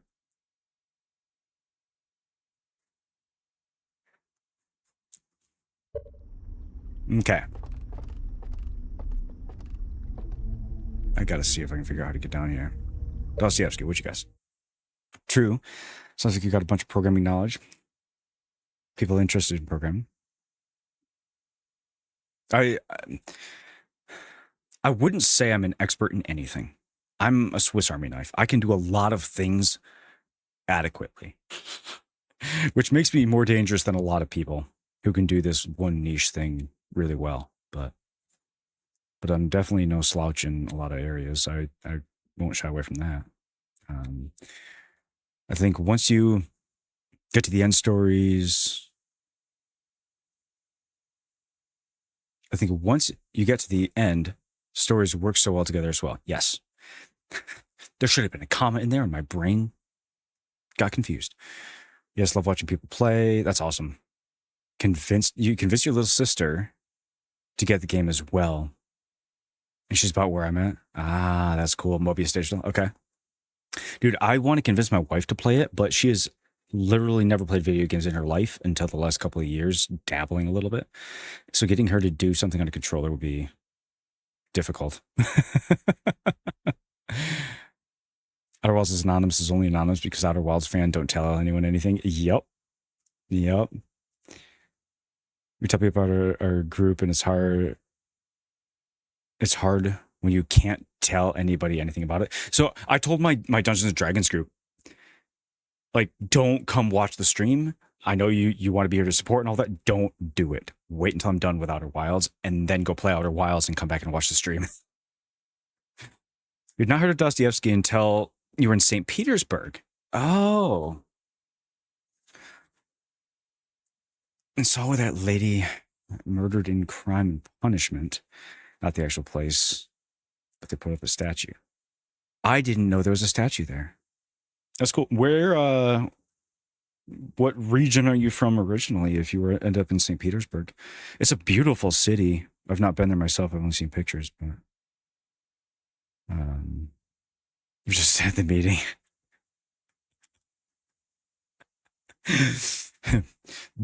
The number one rule about Outer Wilds Anonymous is you don't talk about Outer Wilds Anonymous. You should know this. From Kansas? All right, so you've gotten around a little bit. Nice. That's really cool. I'm up in Michigan, so the farthest I've gone is Mexico. Got to get over to Europe eventually, though. Read this, someone wanted to show a non-gamer the game. What they did was control it for them, but the non-gamer basically directed them. Not perfect, but it might work. That actually might be a really good way to do it because, you know, kids, you got a 5-year-old, a 2.5-year-old, and a 6-month-old. They're slightly high maintenance. So when it comes to her having time where her hands are free, it's very, very little right now. So that might actually be a good way to do it. Why did I go through the bush? Yeah, so it took me, I don't know, what, 3 or 4 streams into this before I felt really comfortable flying. And that's having played quite a lot of, like, dual-stick flight simulators and Star Citizen and stuff. All right. I might be going back on the boat. I just don't know what I'm missing here.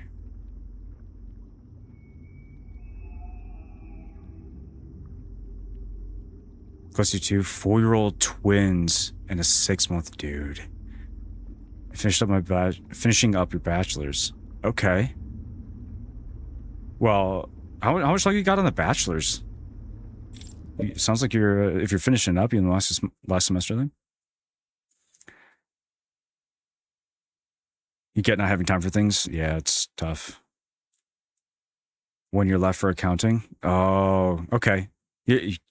Home stretch though. I mean, 3/4 of the way there already, man. It's all good. I'm here to hang out with you guys. Yes, we're playing the game, but I wish I could read and play at the same time, but there's so much going on. But I appreciate you chatting too. I like learning about new people and what they're up to. And also, okay, I intended to hit the hole. I didn't. 4-year-old twins is insane. It doesn't look like there's... Oh, there is. Oh, there is something down there. Okay, that's what I wanted to see. It's bad enough with the ones we got. I mean, bad enough. I love them to death, but it's crazy. It's crazy. You know, if only there was some equipment that I had on my body that could arrest my fall. Oh, right. I don't have that anymore.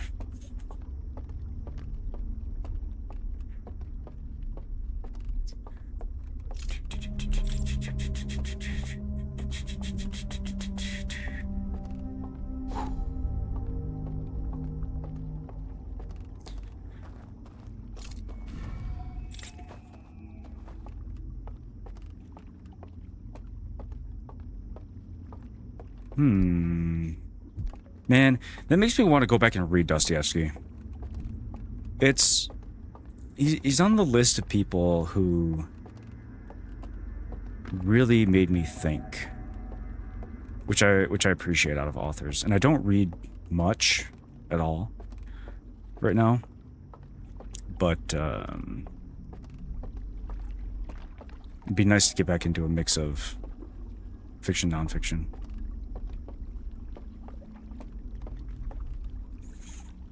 Notes from the Underground is really short.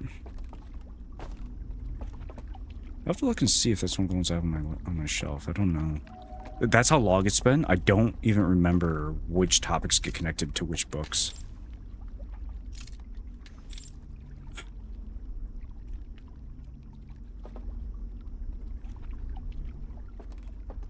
All right, there's...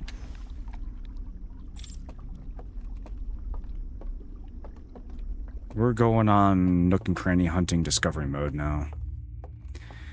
What is my favorite fiction book? That is a very difficult question to answer.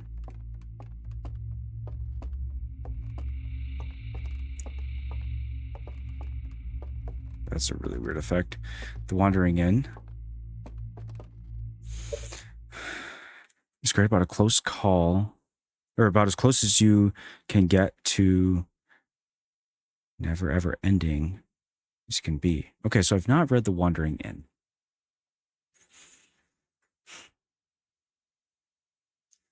I would have to... If I had to pick a single book, it would probably be Return of the King. As like my go-to, one of the greatest ever written, but strictly because of the legacy it left. Webcomic thing. And I will fully admit, The Lord of the Rings and J.R.R. Tolkien are the like the granddaddies of modern fantasy, but that doesn't mean that they're the best ever written. As like actual technicalities in writing. I think, and on the flip side of it, as poorly as it's written, Sword of Kaigen was phenomenal. The cultural influence that it pulled together and made it this weird mashup of modern and feudal Japan, and it's written in a very non-traditional story arc, which threw a lot of people for the loop. when they read it. It's a self-published thing. So I mean, you have to kind of know what you're getting into when you read it, that you're not getting a traditional fantasy book. It is definitely a weird one, and my wife didn't like it, like, at all. She thought it was sloppy enough that the story was lost on her. Oh, stay there, facehugger. You hang out with me. And then beyond that, well, if the third book ever comes out, the Kingkiller Chronicles will be on that list. But Patrick Rothfuss has apparently decided that he's gonna just not do that. And then what else? There's one other one. Oh, the Bloodsworn trilogy. If you have not read any John Gwynne, I suggest you do so. The Bloodsworn trilogy, the third book finally came out, and very good. Based off a lot of Norse mythology, well written, pretty cool stuff. Yeah, Kingkiller. If only we can light a fire under Rothfuss's ass to get the third book out. Oh, that's why it didn't work. If there is something. I mean, I'm assuming there is something there. Okay.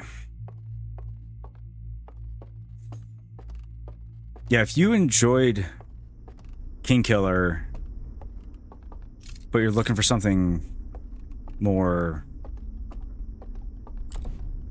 mature, check out Bloodsworn. And mature from a... This is not for the squeamish, violence-wise. We had one friend who tried to read it, and she got a quarter of the way into the first book and put it down. But I don't think it's over the top at all. If you've read Game of Thrones, then it's nothing compared to that. Baby was crying. I have no idea what that's like at all. None. You know, frankly, that was one of the biggest, has been one of the biggest things with me starting streaming. I've been loving this. I love hanging out with you guys. This is amazing to be able to talk to you, learn new things about what you guys are up to, and the books you're reading and everything like that. Check out Bloodsworn. It's amazing. But having to figure out how to get the timing negotiations with the baby is rough.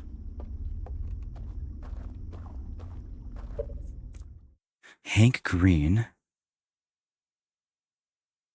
Why does that sound familiar? Richard Hank Green, his 2 sci-fi books he has out, an absolutely remarkable thing.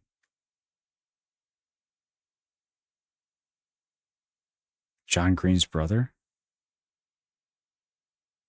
I don't know why Hank Green sounds more familiar than John Green. Maybe Dave Green's brother.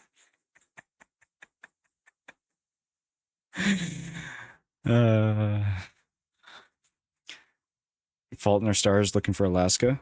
Huh. Maybe I'm crossing with a different name then. Yes, definitely do check out Bloodsworn. It's really good. Andy Weir. Oh, dude. Okay, what's Andy Weir's new one? I haven't read that one yet, but I loved Martian. You found Alaska? Yes, you did.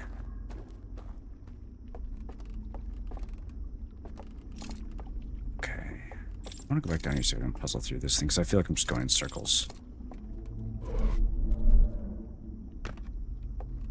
Project Hail Mary. This is best.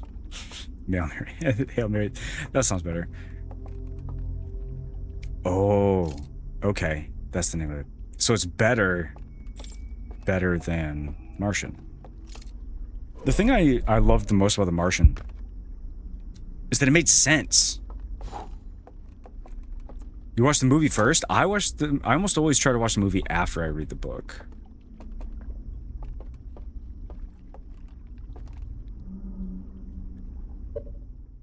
Oh,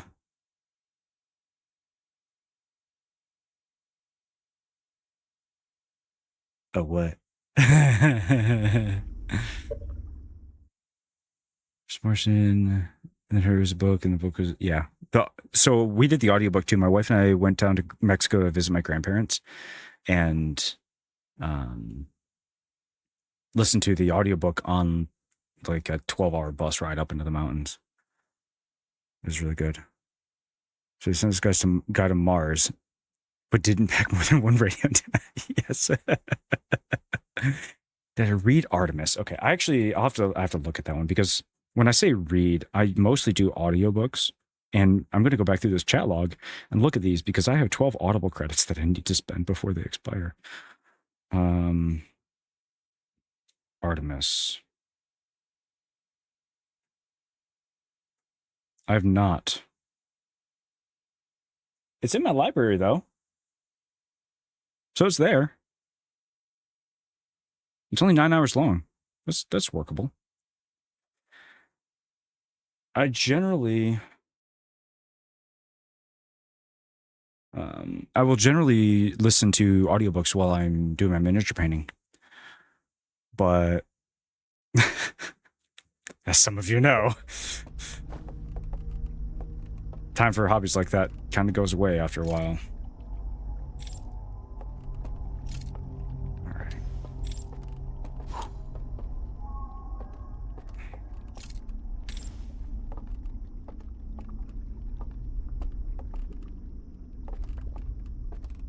What am I missing?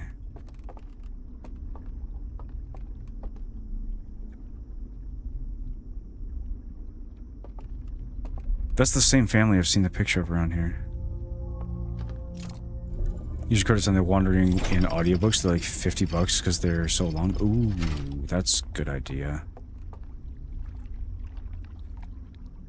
You didn't make it past the first chapter of Martian? What put you off to it? Mini painting stream when? Is that something you're interested in? Because I'm totally down for it. Absolutely. I just have to get a camera set up by my painting station.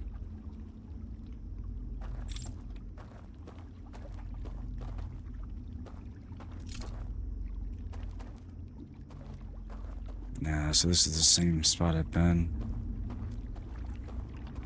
And the part where they shipped the guy to Mars with only one antenna, fair. The wind. See, if you want to try the Wandering In, read on the website for free to try it out first. Okay. Your fiance said, who mini painting stream? Okay. I'll have to see what I can do about that.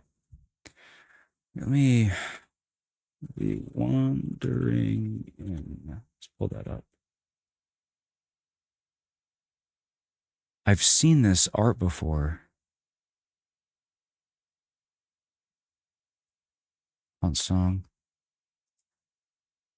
Okay. Yeah, I will check that out. It's a lit RPG epic fantasy.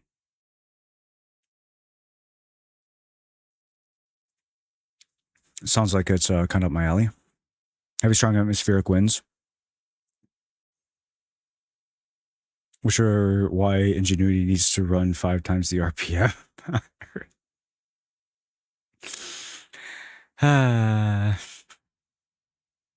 So I kind of feel like I need to go back and reread that now to see if I pick up on what you're talking about.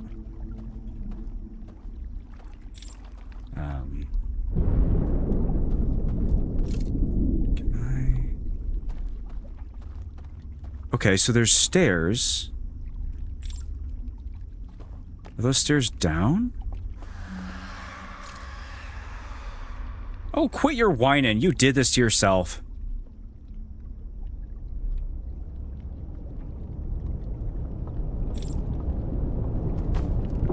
Let's get our shit rocked.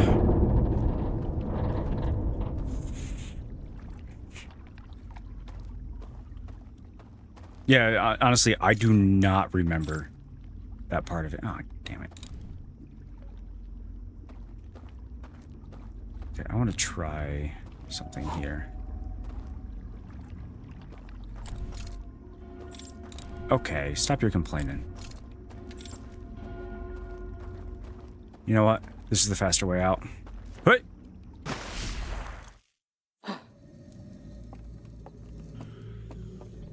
Where is it? Where is it? Where is it? Here. Yep. I'm gonna go to the other one. Now that I've seen my way around, I want to see what the other one's like. Oh, but we gotta go all the bloody way around. Boat! Come to me, boat! No!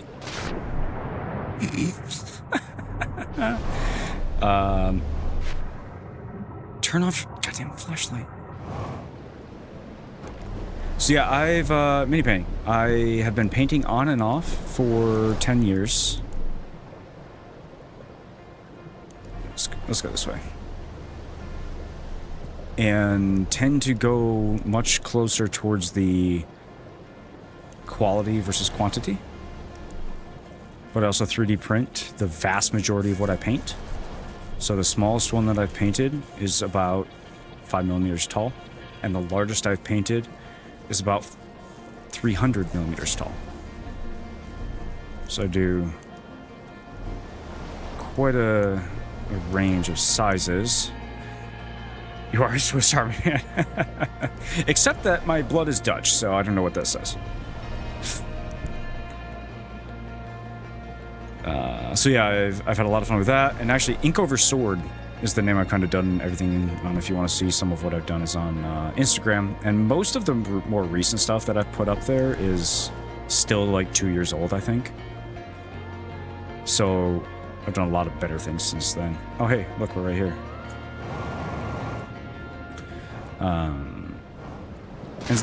And I do also focus on the, like, paint for the intended use case.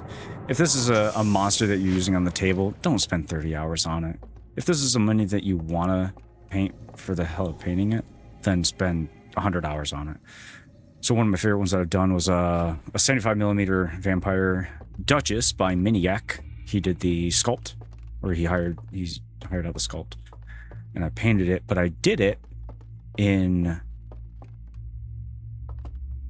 gouache. So in only primaries, your CMYK, your cyan, magenta, yellow, and black and white in a heavy body gouache, and I had never worked in that before. And the exception was I did use metallics for the paints, but I've since learned how to do non-metallic metals, so.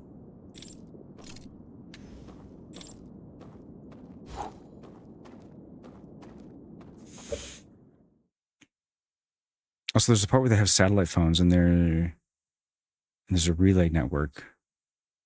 So even if they don't spend a spare antenna, they should have sent basically a satellite phone for backup. Yeah, I mean, with the antenna, with the satellite networks they have now, it probably would work.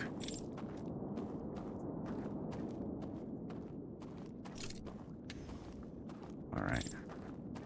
So basically, I wanted to see, now that I kind of understand a few of the mechanics of what's going on.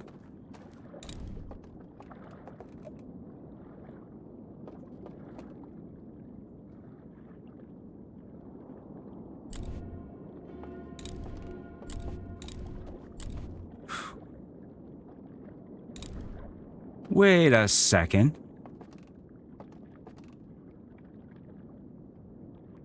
There's a tear in the ceiling.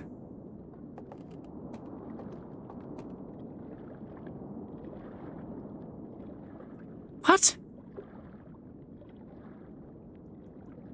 I was like, looking at this, like, what's making the light here?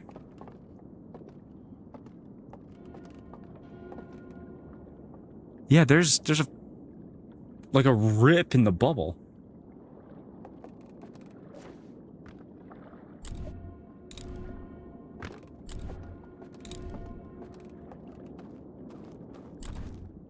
Maybe try asking asking nicely to go, wait, you know, I did try once. It didn't go well. Okay, so there is a way to get here.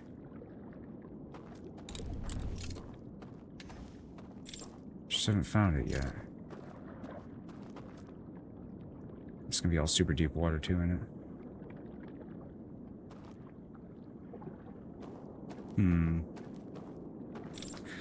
I was kind of hoping I was going to learn something here.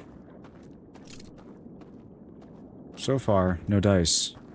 Just swim? You know, I tried that once. Dumbass. Don't put a fire in water. I felt really smart after that one, by the way. Just like, oh, hey, let's see. Psh. Yeah. Alright, well.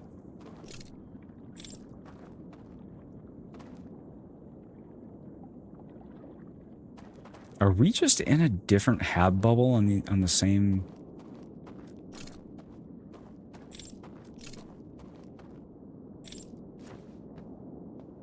Okay, fine. Be that way.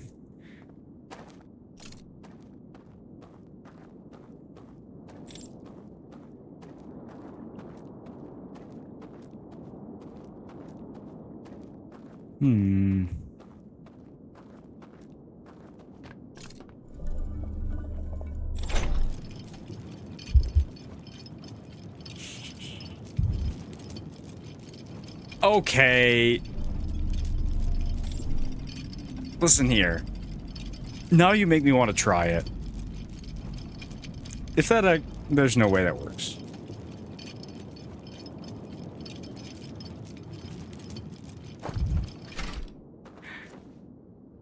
I don't have a jetpack.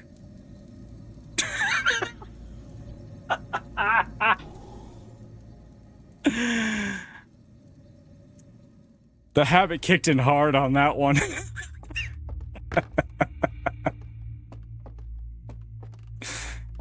Oh, man.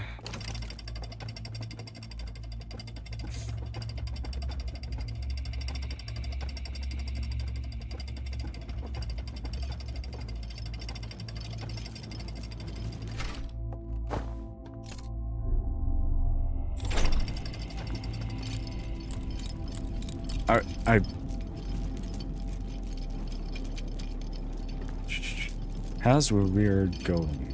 We don't need a... This sounds way too familiar.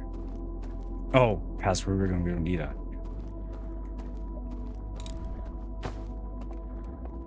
Now, you say it, but I want to see, is this watertight? I don't think it is. Nope. I had to try. Had to try.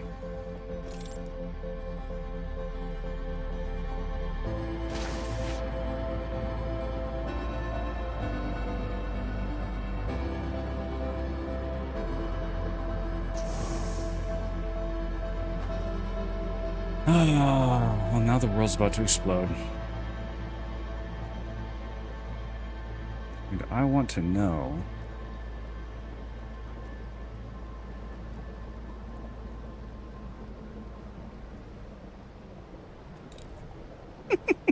I know, right?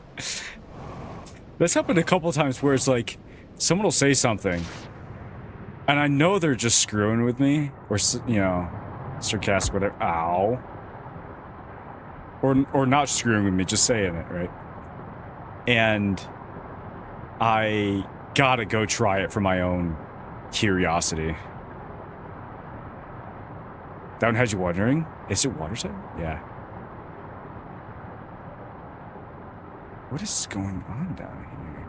I can't get out of here.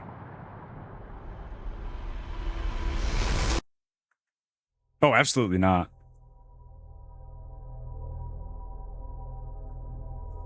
And I wouldn't want you to either. That's the thing when you get into this, it's like once I figure it out, it's gonna be like, oh, this makes a lot of sense. Or, that was tricky. Or, I'm an idiot.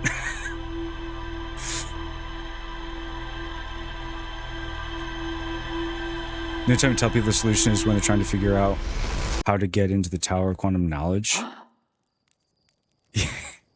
You did that to me too. I remember that. That one took a while to figure out, and then the fact that the actual solution is intended to be time limited. Makes sense.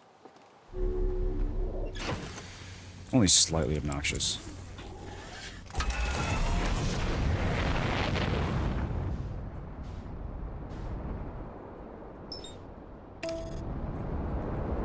Look, all you gotta do is go to it and just think about it really hard until you figure it out. Exactly.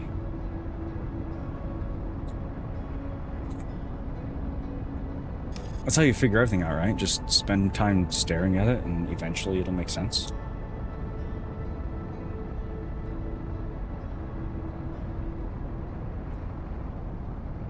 Well, maybe take you 20 minutes, except that I've been out there for 2 hours.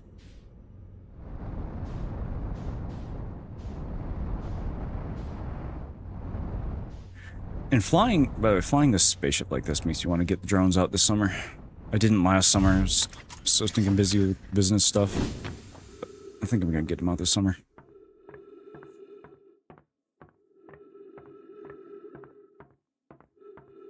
The most frustrating part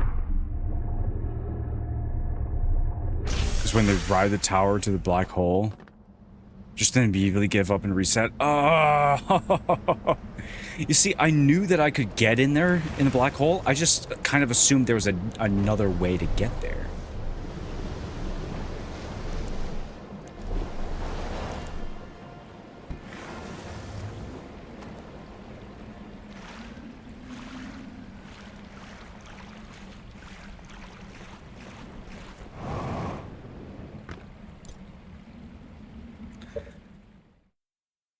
Oh, the pain. Yes. You watched someone do it 4 times. Oh no. Literally died getting hit in the face by the tower multiple times.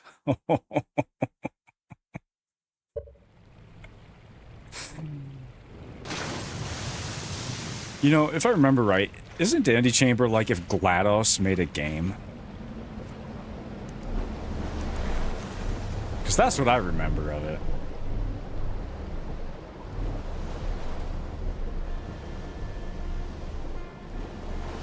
Okay. I'm gonna give it a little bit more time, and then come exploring out here again. I think, like, specifically in there, the place that I can't remember the name of now, because it says there's something more to explore there. I think it's a place that I can't really get to yet. But I'm to the point where I'm missing knowledge about something, and I don't know what knowledge I'm missing. So I need to look somewhere else.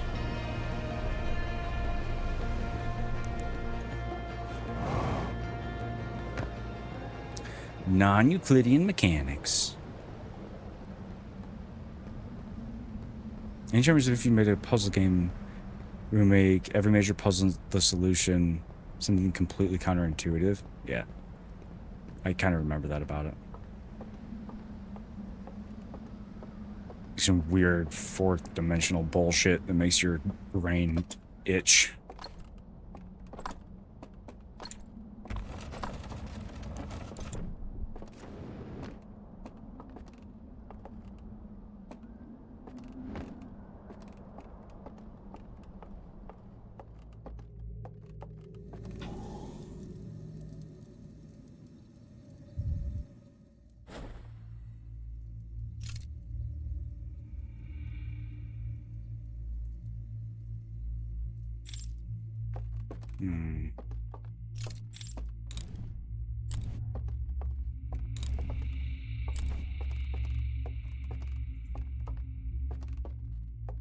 Now that I know that there's a dude there, this is way less stressful.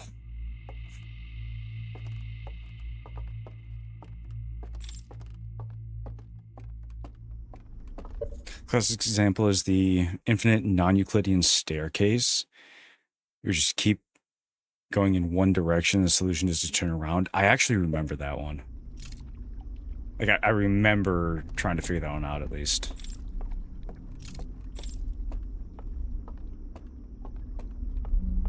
Alright, so there's... Let's...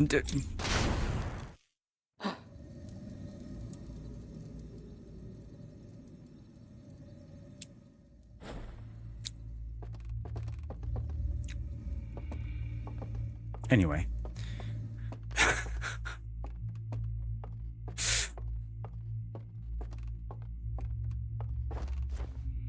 You still don't mix.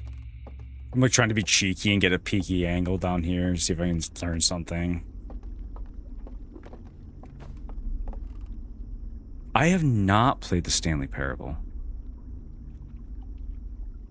rationally scared of heights, dude. Heights terrify me. Got a Starlink antenna that I used to use up on my roof, and my dad will never let me live it down. That I'm like calling my daddy to help me put up my antenna because I'm such a baby.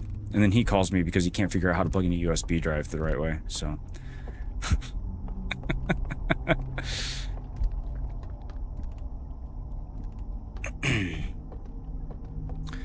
Stanley Parable. Another good blind game to play. Oh, okay.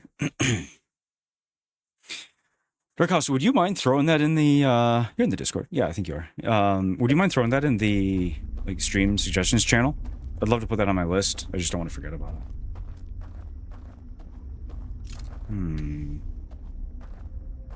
There's lots of candles around here. Awesome, thank you. Just get USB-C, it goes both ways. Yeah, and then he's gonna bitch about how there's multiple different USB-C connectors. Why can't they just make one? 6 feet. So 6 feet away from any ledge. Have you seen the glass bridges with the LCD screens in them that look like cracking glass when you walk over top of them? Smells like fun, right? There's stairs that go down. Do I look like I know what Thunderbolt 4 is?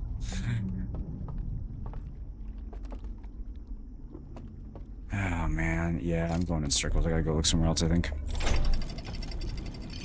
Is this gonna be like the freaking comet where it's like, oh yeah, just look up? That's probably what it's gonna end up being.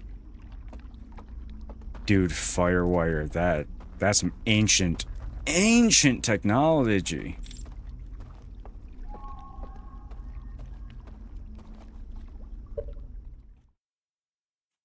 The motherboard in this computer right here is a... I don't remember the chipset, but it's the i7 6700K. That's got Firewire on it. Yeah, ancestors use Firewire. Okay.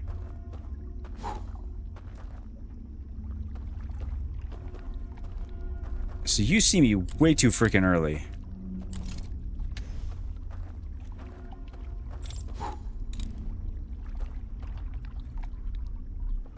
Can I even... There's no way I get across there. There's gotta be a power switch or something to blow these out. Or it's a timing thing.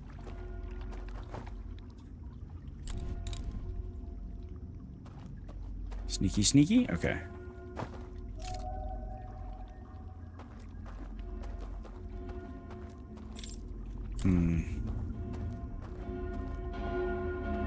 Ding, dang, dang. Yes, I hear you. I hear you. You're grumpy that I exist. Go away.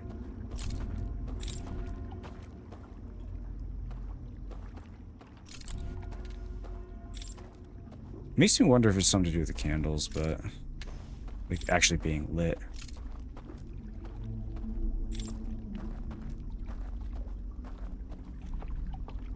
Fire by the same I haven't heard in a long time. Yes. You know, on the Stanley Parable, I think I have it in my game library. How long of a playthrough is Stanley Parable? Because I'm trying to figure out what I want to play through after I'm done with Outer Wilds. And,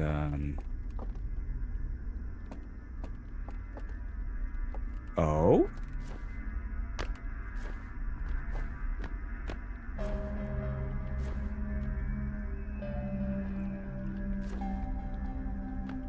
Ow, this is gonna hurt. Currently Undertale and now Stanley Parable are pretty high on that list, I think. When you think of Firewire, I think of middle school when 23 video cameras got fried by gumdrop IMAX. You couldn't see the Firewire port because it was dumb as on the side to not ruin the perfect aesthetic of Steve Jobs' creation. You mean to say that Macintosh chose aesthetics over function? You don't say.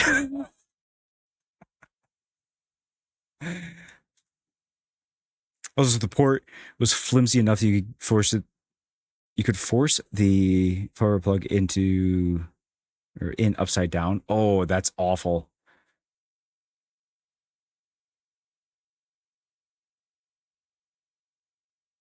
Now you're thinking with portals? Yes, I'm thinking with portals. Speaking of aesthetics over function,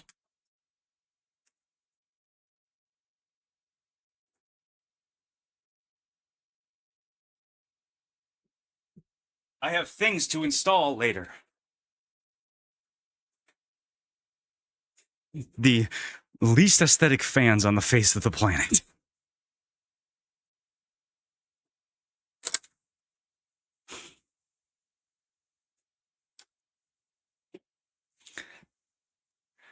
Noctua. So the old tower had 140 millimeter Noctuas. The SF or NF A14s, I think, or something like that. They come in black, but those ones have a lower or an older bearing. It's not a lower quality bearing; it's an older bearing. The Redux series, but I mean, for most use cases, they're perfectly fine. Aesthetics over function. Orange cat. So anyway, yeah, I built this monster tower that like extended it. In order to fit all the GPUs that I wanted to put in it, it is a full tower plus 5 slots vertically, I think. So it's like a server case, right? So I can only use one of the 140 mil. No, sorry, 3, because I can put 3 on the top. 3 140 millimeter Noctuas from there. And I've got slots to use 5 of the 120s. So those are all going in there, and I'm actually I 3D printed a baffle to help the airflow work how I want it to, and so either tonight after stream or tomorrow, I'll be putting all those in and actually buttoning this monster of a PC up finally. 4 Noctua on my desktop, yeah. 1 Liam Lee Infinity Mirror fan. Liam Lee makes some good stuff. I've never used their fans, but I know they make really good stuff. I think you can get the Noctuas in black that aren't Redux, but they are Chroma is the line. The only reason I remember that is because I was looking at these 2 days ago, which is why those showed up today. But I think it's the Chroma line, and they're different airflow specs. So it depends on what you're going for. The only reason I really bought these is because I wanted as fast of airflow as I could through it. Last time we were at Micro Center, they had a monster case with a Mobo in it. It was like 7 slots. Something ridiculous. This one is 11. 12. 11?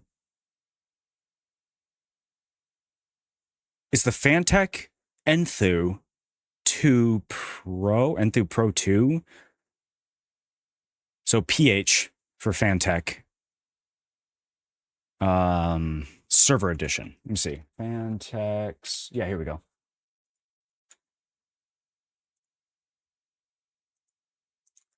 Boom. Yeah, that absolute monster of a case is what I built it in.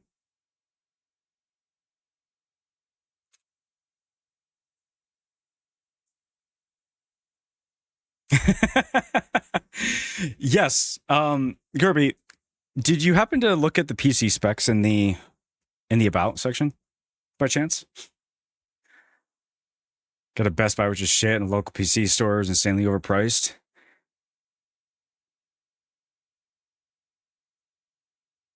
Yes. So that's the Threadripper case. So we built her up pretty good. Yeah, I feel Jaxie. The closest micro center to me is 5 hours away. So yeah, there's can't take advantage of that. No. No, it's not a dual socket. Wait, this is what you saw? Which are you referring to? I don't think I've posted a picture of the latest build, actually.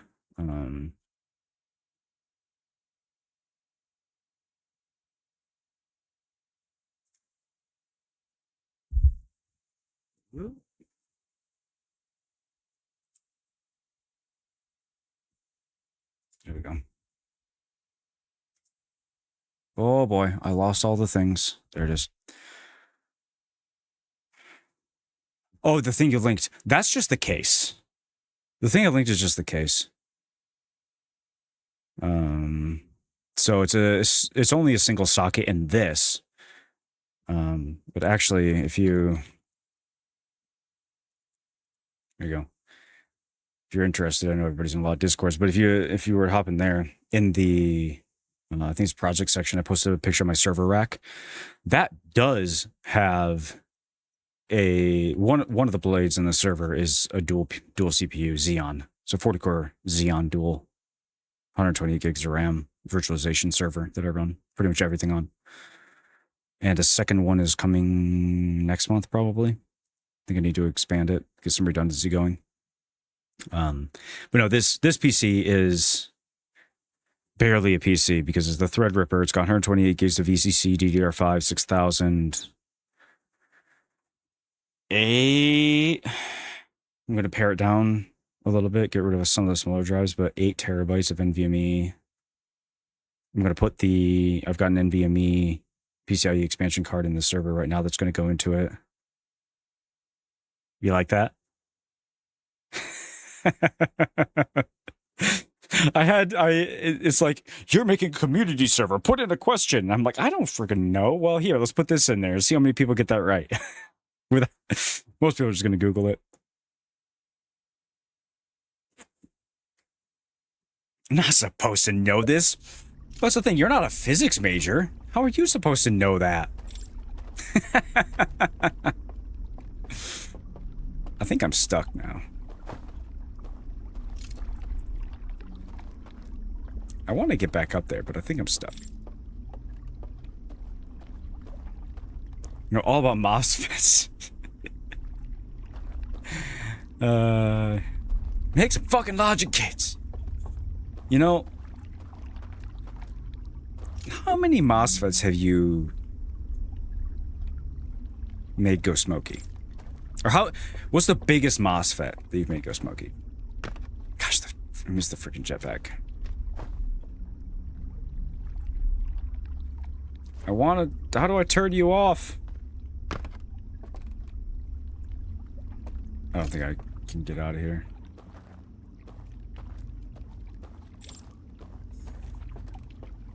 I say it's a toss-up for me between which is more spectacular. Blowing a particularly ornery MOSFET or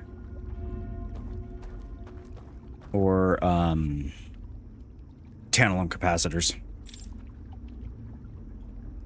Logic circuitry. Okay, so you've not done a whole lot of power circuitry work then.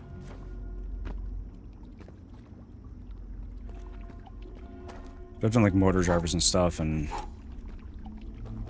shit gets spicy.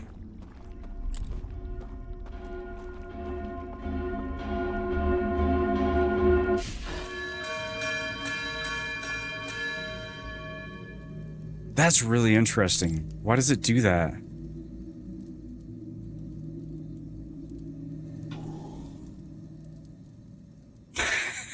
You had to look it up, though.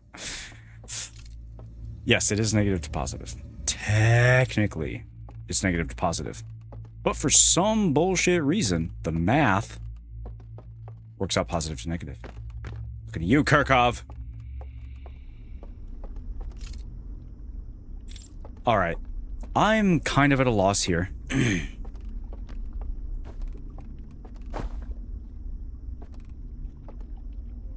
don't really know where else to go with it. That part of that might be that my brain is redonkulously tired right now.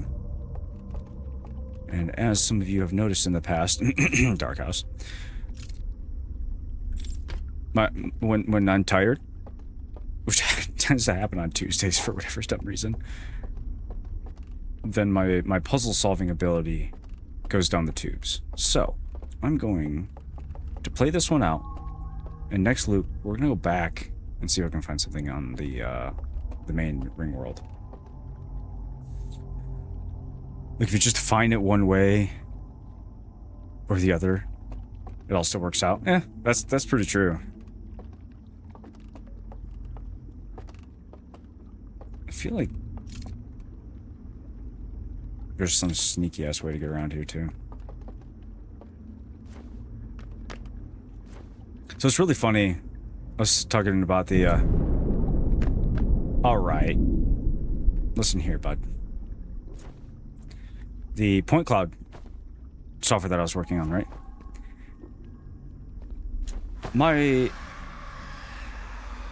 I told you, you did this to yourself. Stop your complaining. Yeah. Well, sometimes it's like after you sleep on it too, then all of a sudden things start making sense. You take in all the information, and then you go sleep on it, and then you play it the next day or something, a couple days later, and like, oh, okay, now it all comes together. Yeah, the point cloud stuff, it's been really interesting because I'm doing all the manipulations manually in the math, right? I'm gonna get myself stuck without the freaking jetpack now. God damn it. Shit! Well, that's one way to do it. Anyway, so my wife, before I retired her into the much more difficult job of being a stay-at-home mom, she was a metallurgist, and she's got two bachelors in applied math, focusing in computational sciences, and metallurgy, material science. And it's hilarious, the dinner table topics that come up, because I'm sitting here talking about all the linear algebra nonsense that I'm putting into my code. And she's getting all excited that she's remembering stuff from a decade ago in college and when she used to work in it and stuff. Yeah, we're nerds. Unless you want to delete all the lines of code that you did to make it work, then realize you can do it in 2 lines the next day. Is that how it goes sometimes for you? Yeah. So for me, it's like, I can't get it out of my brain, right? That's honestly, part of why the streaming has been nice, is because it forces me. I have something else to do, active, like brain-wise, afterwards, so I can finally turn it off. Otherwise, I spend all evening noodling on what I spent my day on, even though I need to separate and, work on family stuff and do other things that are important to life. It's really hard to separate sometimes.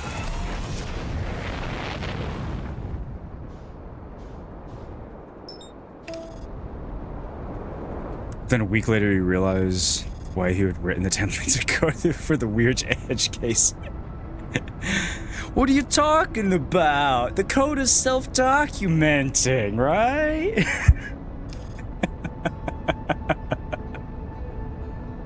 Oh, gosh.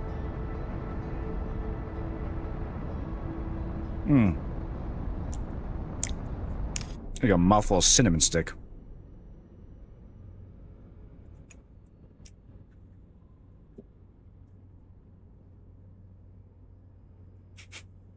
I don't know if this code just works. The number of times I've seen that kind of comment, or left that kind of comment, is pretty ridiculous. Oh boy. But they're becoming less and less. Running across YouTube shorts of comments in code is fucking funny. Dude, I need that in my life. That sounds like something I need to watch. Because generally I work alone on projects now. It's pretty rare that I end up working on a project with another person. But earlier last year, like the first 5 months of last year, I was working, I can't really say who, but for a well-known medical equipment company. Large medical equipment company. Doing a Angular-based web front end. So, yeah, talk about Swiss Army knife.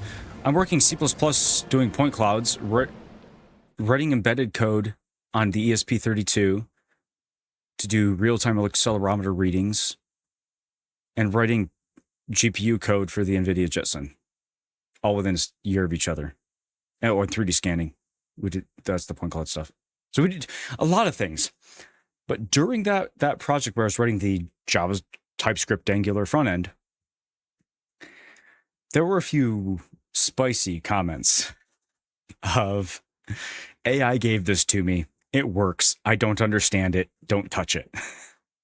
And that's me censoring because I don't remember the sailor's translation of what that was. All I know is I died laughing.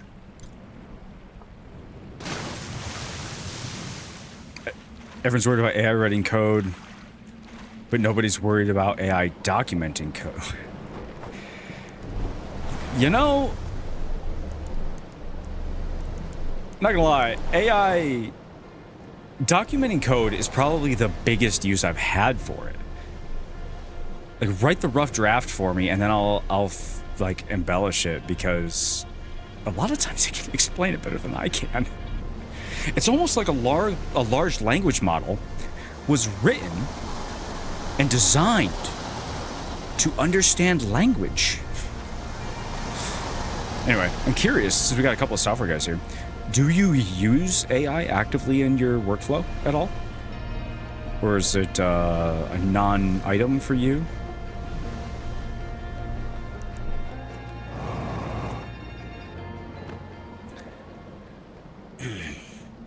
For me, I find that it writes trash code. It's like asset writing code.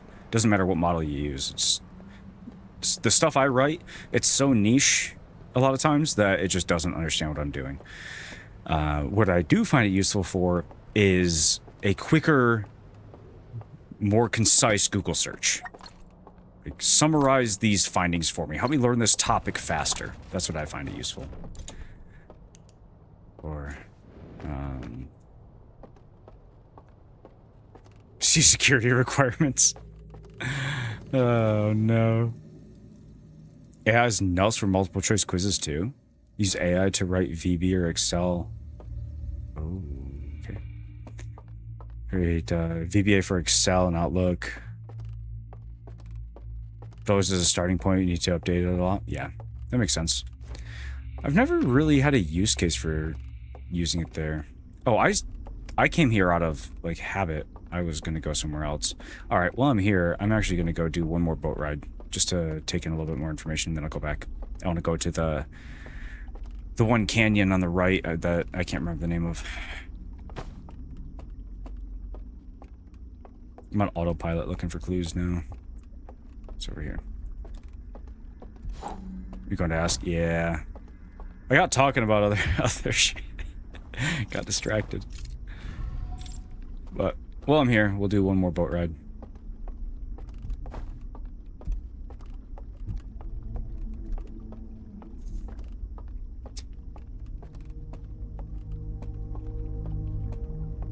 So you're saying we send our code IP to an external cloud server to process it. Basically, it doesn't go any farther than Google search trying to shove the AI response time. Dude, I tried using other search engines. I did. I mean, it's a Pixel 8 Pro. All but a small handful of my email accounts are Google. Like, Google's got me by the balls. I hate it. I do. But I tried to use a different search engine than Google. And they're so bad. Like, I used Brave for probably 6 months. Alta Vista. How long has that been scuffed? 15 years?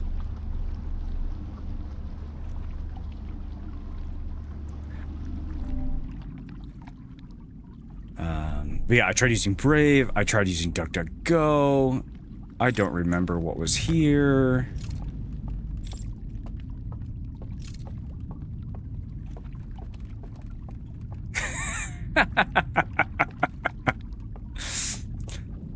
That would mean you're old. That might mean you're in your 30s. Brave was the one that stuck around the longest.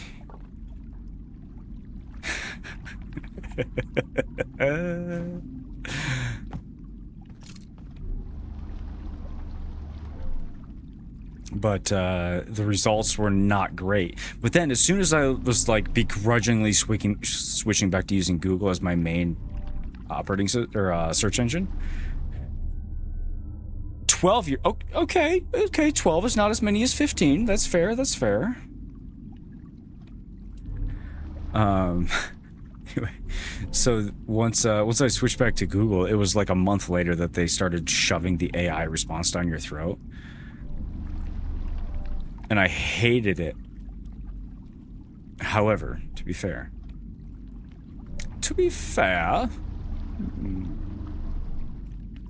there's a good comedy show if you can name that one. To be fair, when I'm looking for niche software topics, like I was doing today, trying to do the image transfers on the memory inside the Jetson, it actually did a really good job of finding the articles that were relevant to me. It tried to give me software responses that were complete trash, but the articles that it pulled those attempts at software responses from were quite valuable. I want to check this one out again. To be fair, probably one of my favorite scenes from Letterkenny was the baseball one. They're standing in a circle, playing catch, you know. You know what I'm talking about. Kinda likes it.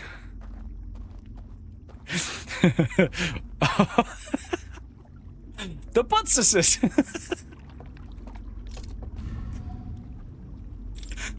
Oh man, my abs are feeling the PTSD from the laughter of the day I saw that the first time.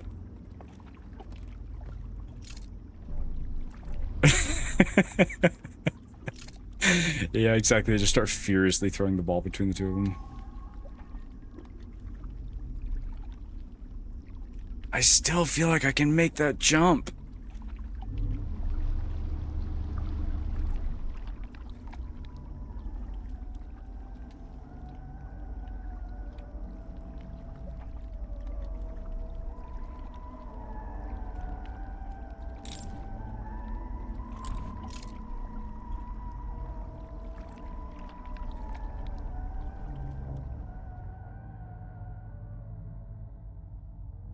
The fuck was that?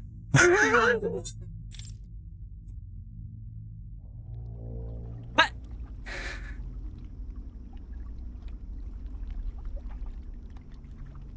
Squirrely Dan memes. I love it.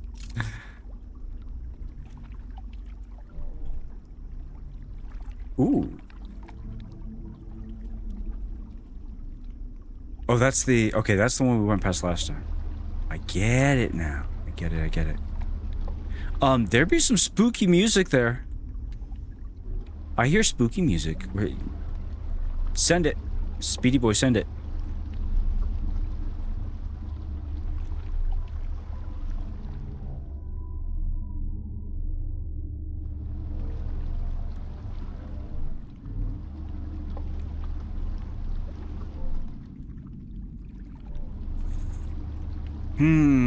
Man, it's been too long since I've watched some Letterkenny stuff. Alright, that's one thing I'm always open for, is good comedian recommendations. Probably the most fun I've had recently was,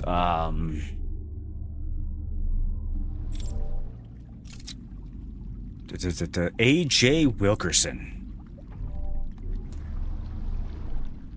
I have autism and ADHD, which means my brain is basically a Ferrari engine stuck inside of a fucked up Subaru Forester.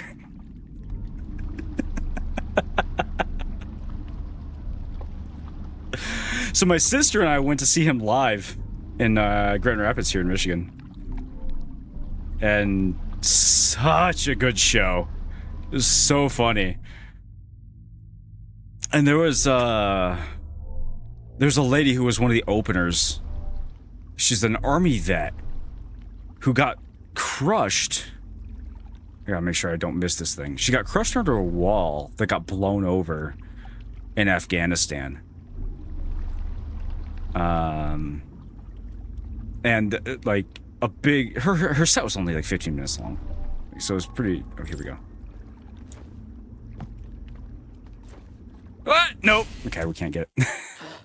Back to the overworld. Here we go. But it was essentially, this is my greatest accomplishment. I got a medal because a wall got blown over by the wind and crushed me. By the way, I'm straight. What? I don't tend to get into that area of not the politics, the comedy much. But the fact that she played it off as, I look like a lesbian, but I'm straight as a board. The whole set was very well done. Like, kudos to her for taking something that's usually a distasteful section of comedy and turning it into something that was fucking hilarious.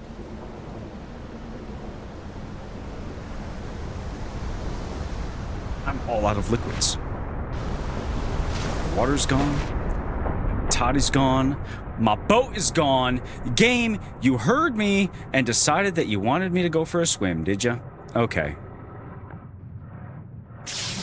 Ow!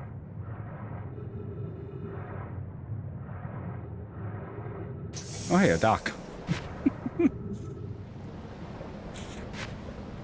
Completely realistic wave simulation.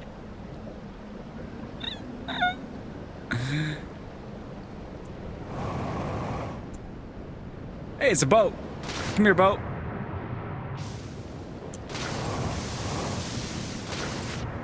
I mean, it looks good. I'm gonna act right.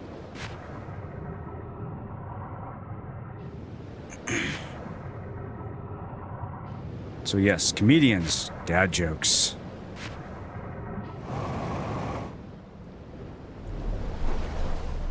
Let her rip. How many games you play with Wave City? Battlefield 4 and Valheim. Oh. Actually.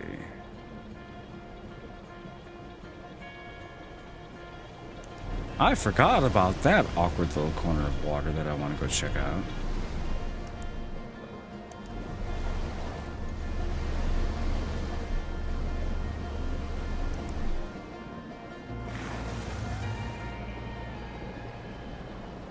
Stay there, boat. I'll come back.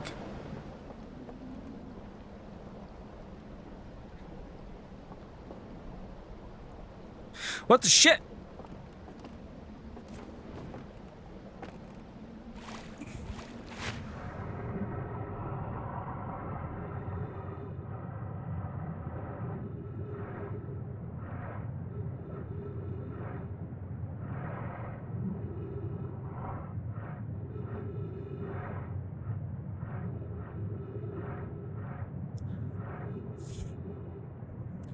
Excuse me? This is the one that we saw in the Vision video thing. I think. Y'all are dead now.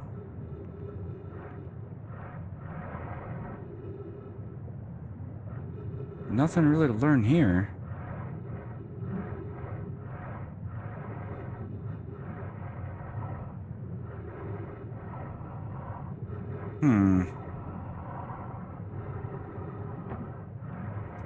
You see, when Dark House puts the coffee sipping emoji in, you know there's shenanigans about. But this... Shit. My boat's gone. This is interesting. Oh, we've implemented a simulation in a Ringworld 4 DLC. I'm curious to know more about this simulation. If it's actually, like, affected by... Water has a very stiff, moment of inertia. It looks to me like the water is pretty stationary and the world is spinning around the water.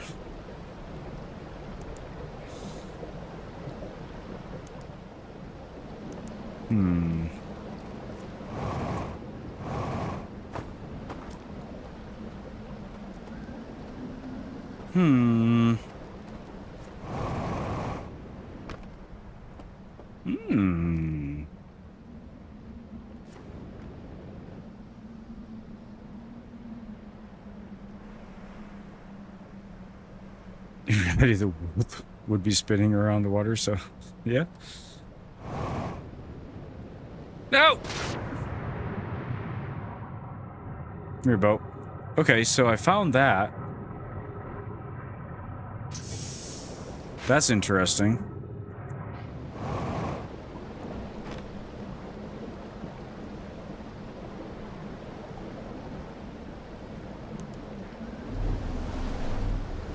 Hold on a second.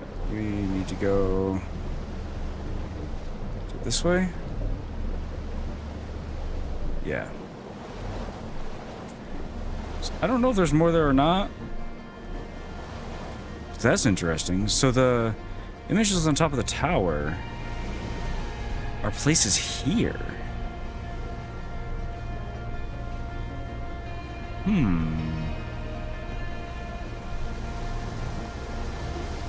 Which means I know of 3 of them. Where's the 4th?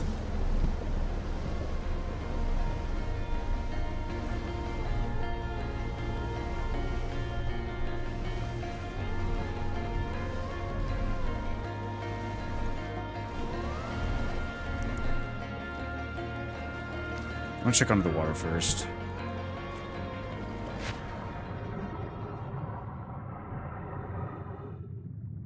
Huh? Oh, it's the bow shadow. What is this random ass square?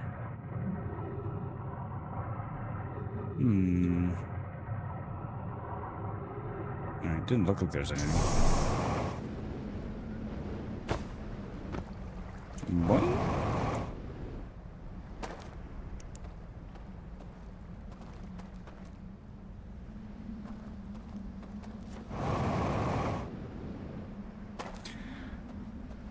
Oh. Huh?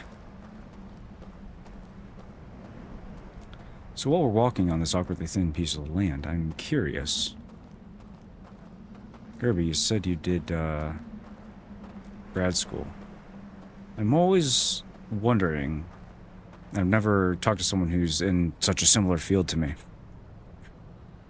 Is that worth it, do you think, at this point?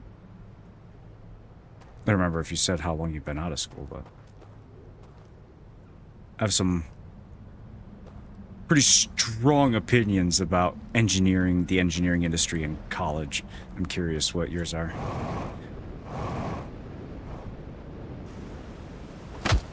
Ow! Alright. So basically, I need a boat. Yeah, we're out of time now. We'll come back here next.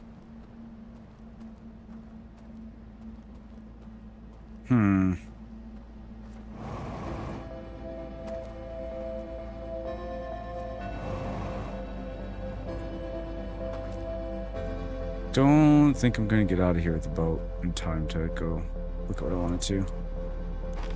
We'll try.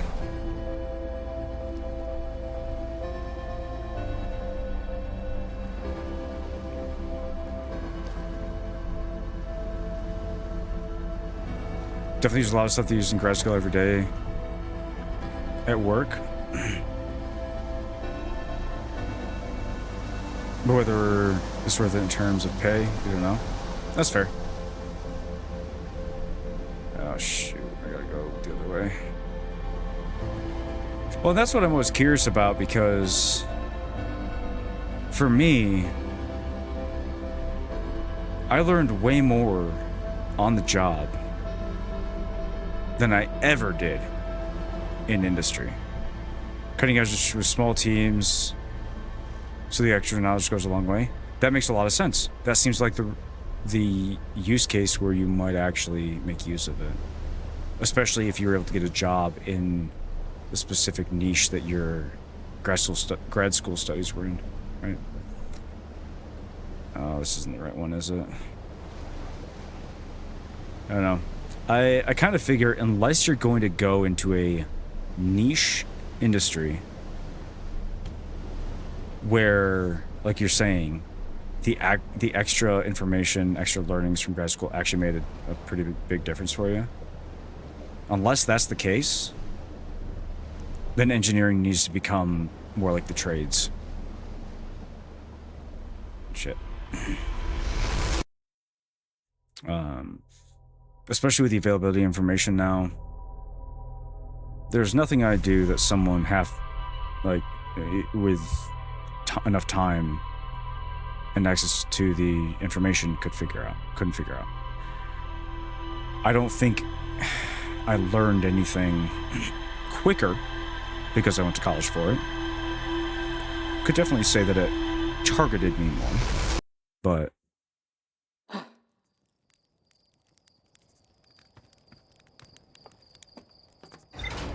so the signal processing is statistical signal processing, dabbled in control theory on top of the computer engineering, which is some pretty intense stuff that you're really not going to be able to get experience in unless you're in grad school doing it. That's some very intense stuff. So theoretical knowledge helps you interface with the other engineers without computer knowledge. Okay. The signal processing helps with the signals between the engineers. Got it.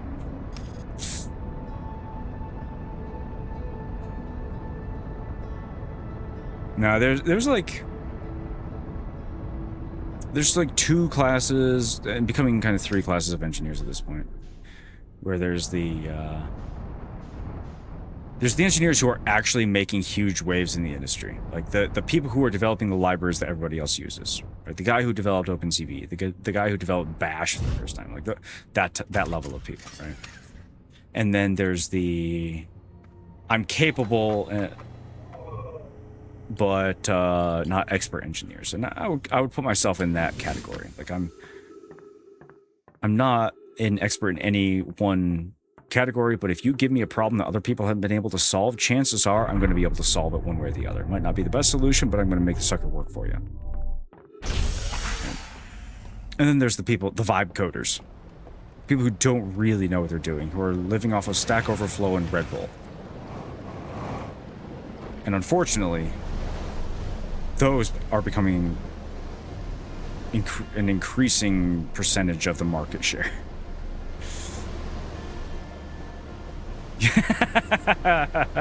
Vibe coders. Yep, I've had the pleasure of working with one of them. It's kind of miserable.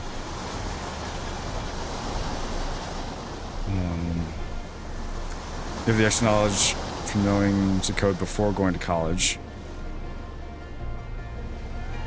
and having been a computer person since a kid. Yeah, that definitely helps. Just the sheer amount of exposure, like, shortens your learning cycle. Same with me. Like, did I screw this up?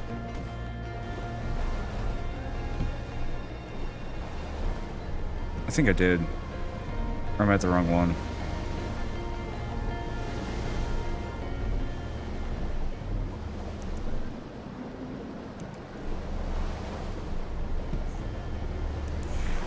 The other problem is we have a lot of physics PhDs, stuff having to write code Yeah.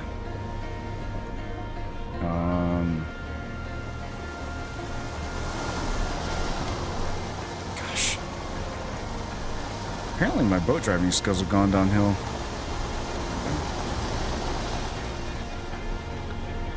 Yeah, there's quite a few, here we go. Quite a few of the libraries that are used on a daily basis by the professional software engineers that were written by some physics professor somewhere. And they're terribly written. I mean, OpenCV was some of the most unoptimized code for the first 8 years of its life. And now it's the most highly used image processing library out there. Still don't know what this is. I should go back and talk to that dude. I'm a group with a bunch of laser experts with PhDs, like solid state physics, etc. And I'm basically an expert in all the other stuff that goes into the laser control system. That's a really interesting combination, actually.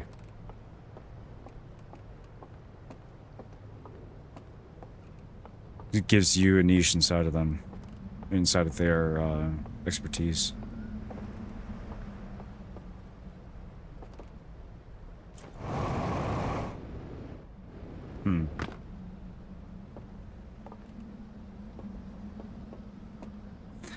One thing I learned very quickly when I was working for that defense contractor. Don't tell MIT PhDs that you have a bachelor's degree.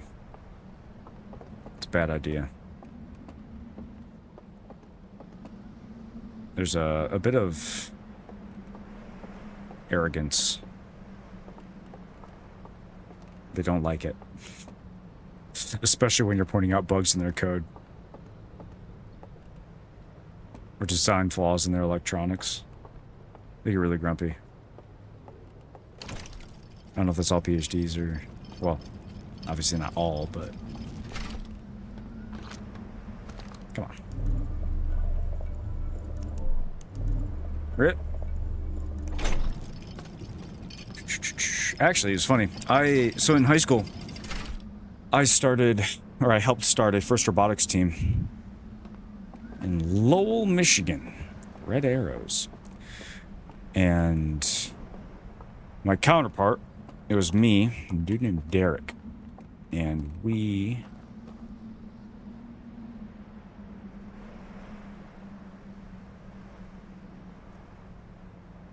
Anyway.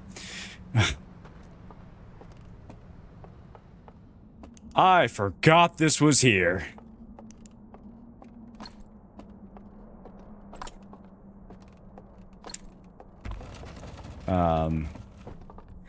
We went into the same exact degree path. Our working job is the quickest way to learn that PhDs don't mean you're smart. Absolutely. So I'm gonna need to go find an artifact now, ain't I? Yes, sir, I do.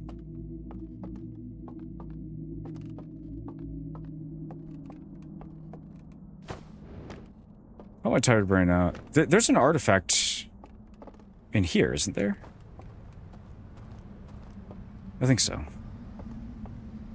Thank you. Yeah. I was remembering seeing it. I just... Tired brain.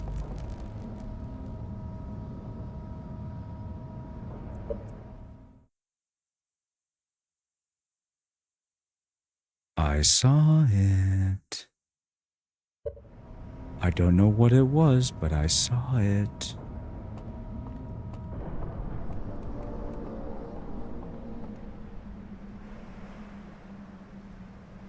Did the interloper smack it or something? That looked like a shield regen or something.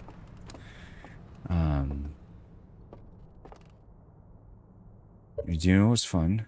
Try to explain digital signal processing to a bunch of people who didn't learn Z transforms, let alone Laplace transforms. Oh no!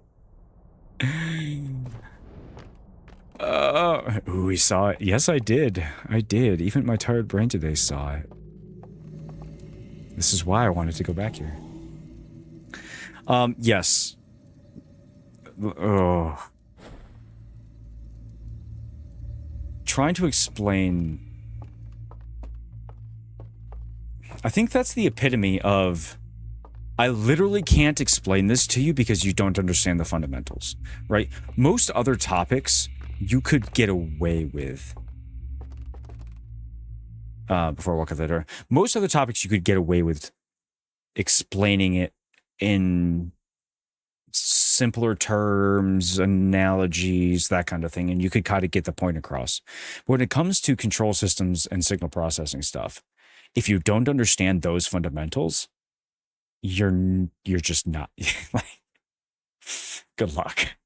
It's just not going to make sense to you, and not even from like an intelligence standpoint, just a strictly baseline knowledge standpoint. I don't think those things are that hard. If you're trying to do the math to do those things, then it can get a little hairy if you don't know what you're doing. And frankly, it would get hairy for me because it's been damn near 10 years since I've done any of that.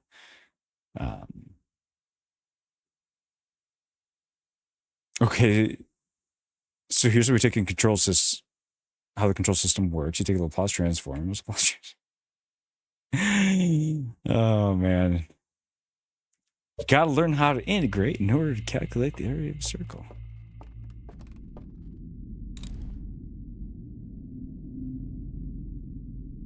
Why does this area seem significantly spookier than everywhere I've been so far?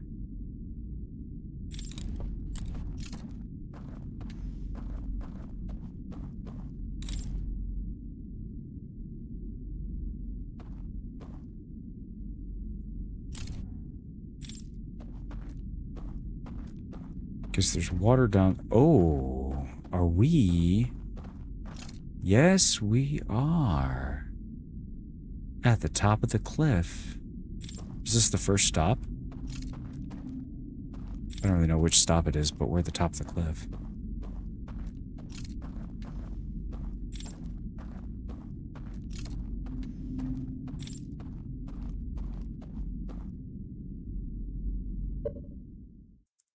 Do we need to get the earlier clip to remind you of the other place's spookiness? I don't know. My sphincters might still be puckered from that one. I'm just waiting for the next thing to start moving in my peripherals and make me die the rest of the way inside.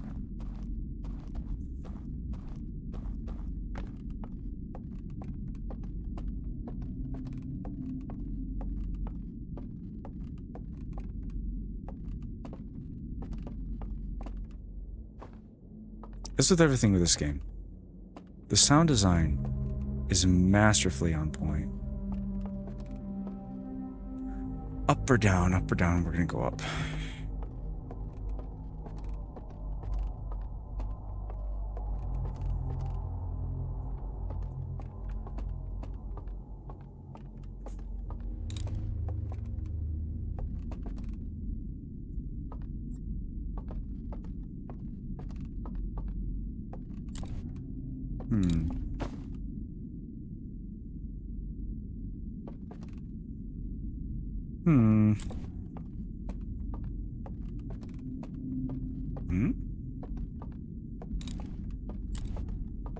Stairs.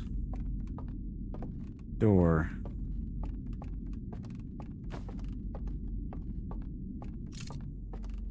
Door. Why is there a door with no way to open it?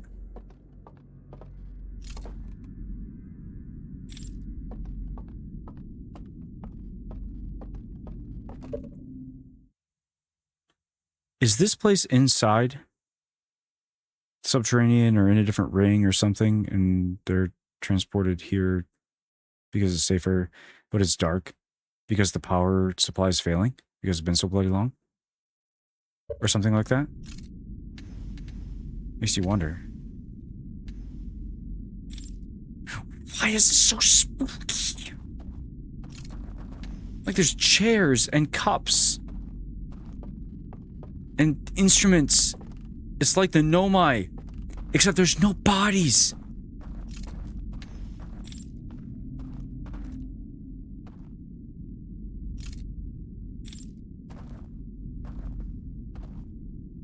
chair they sit and drink. It would be way less spooky if there was a body in the chair with the cup. But it's not. They just put it down. They left other spooky-ass candles around and goobered off to somewhere else. And I don't know where they went. And it's not exactly doing good things to my heart rate.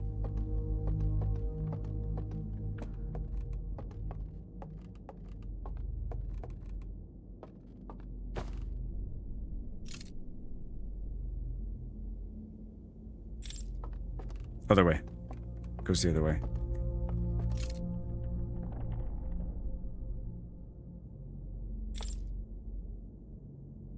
Why did they need so many chairs? Lots of people. Unless they're not there, it's just somebody sees them.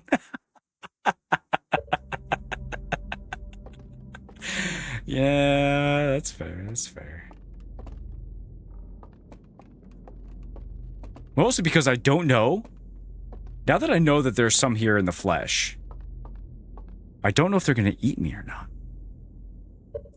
If you can't see them, it means they're right behind you. And they can only move when you're not looking.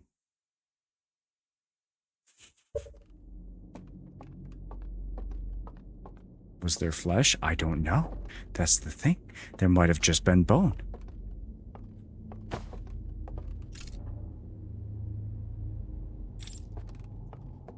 Weeping owl people? Oh no. The nightmare fuel has begun. Okay.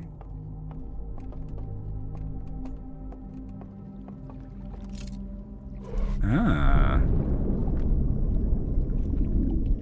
This isn't Doctor Who. There's plenty of weirdness going on for it to be.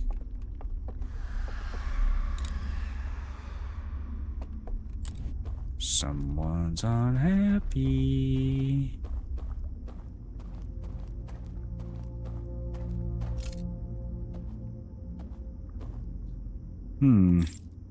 That has a planet on it.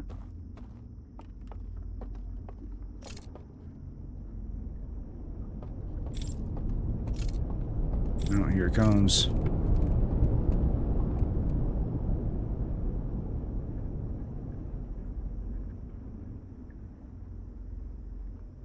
There's a baby.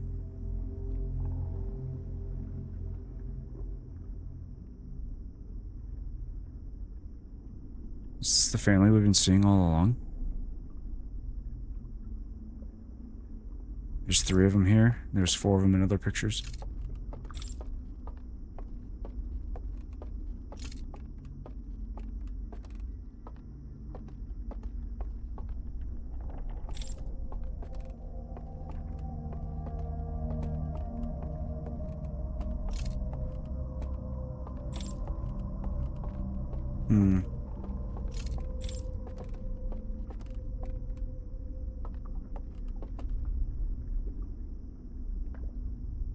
I'm confused now.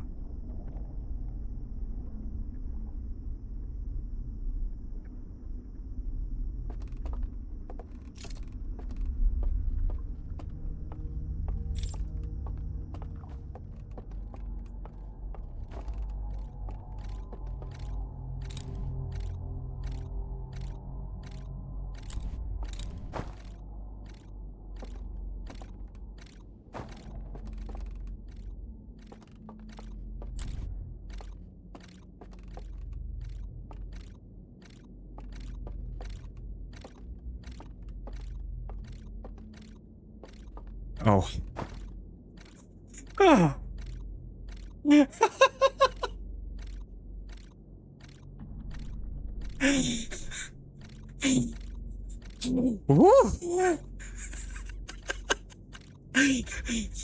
Look, what the hell is that noise? I thought it was just a picture.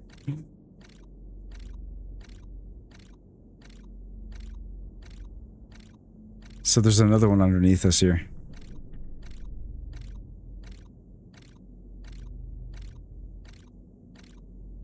Officially a streamer with the blindness. Oh, dude. It's real. I had to look 4 times in 3 different angles to notice. Okay, what are we looking at? I mean, there's obviously a creeper with antlers here. Hey, buddy.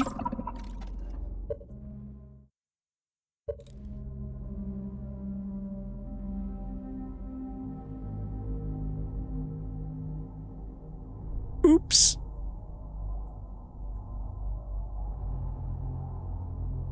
What did I do?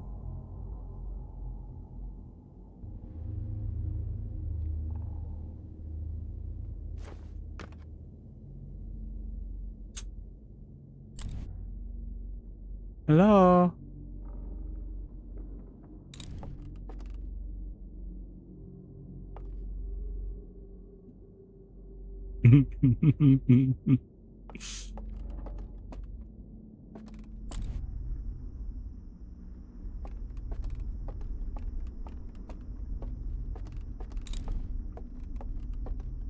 It's a super bright light. Yep. I think I made it grumpy.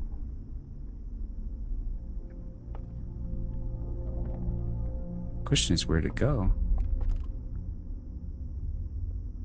There was a light under there.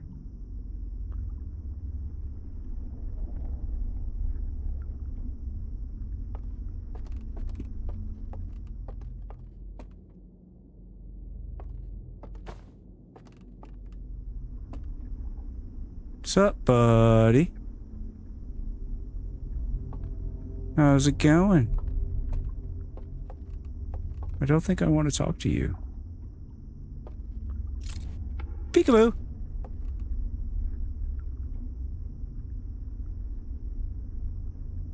They're not babies. Not babies anymore.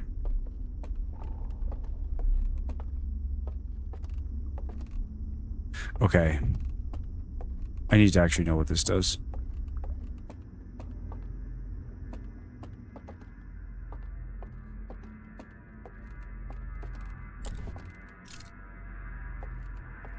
Here, bud.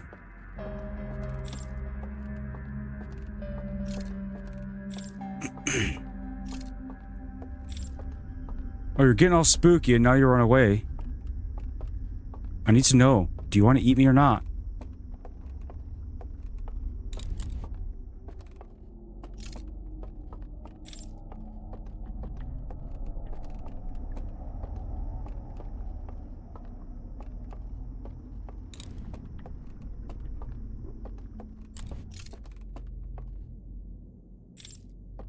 Was there not a way in there?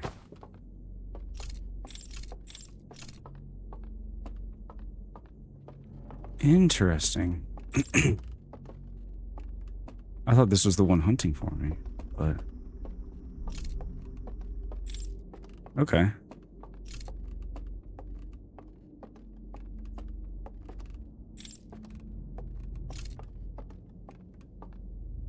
Hmm.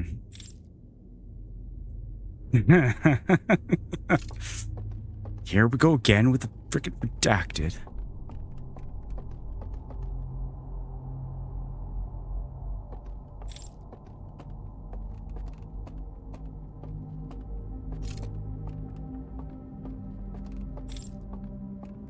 Okay, so there's the bridge.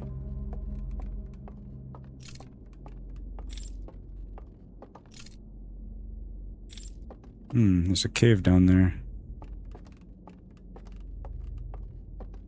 No. We get back without getting eaten.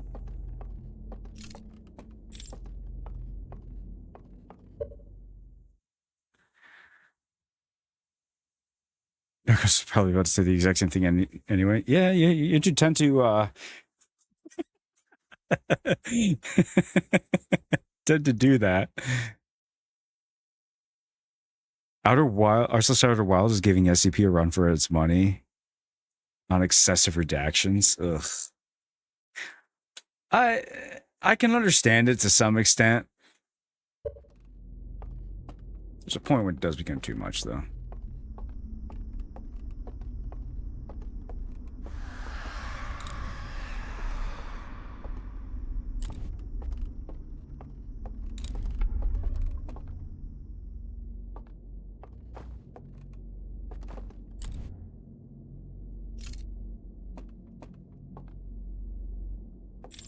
There's the door made a creaky sound.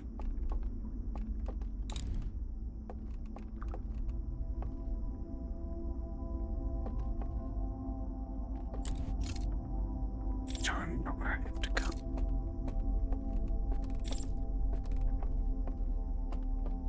I think it's over here.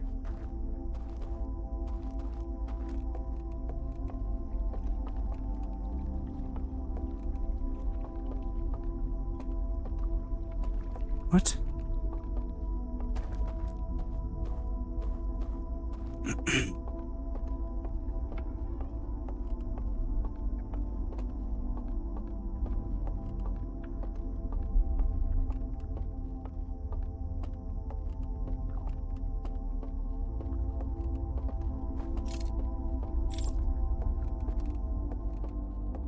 Where is that?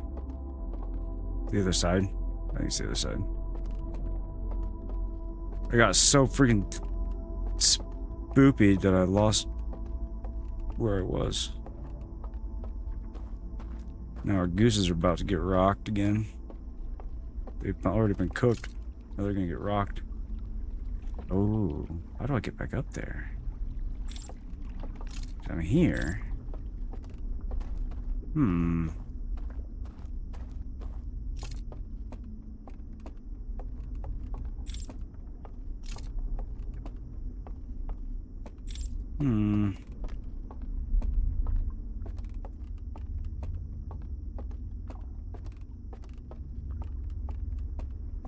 Shh.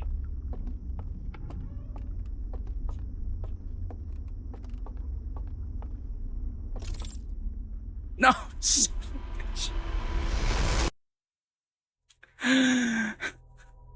Right as I zoomed in on it too. Okay, it took me a while, but we found how to make progress. And I still don't know if the owl people want to eat me or not. Go friggin' figure.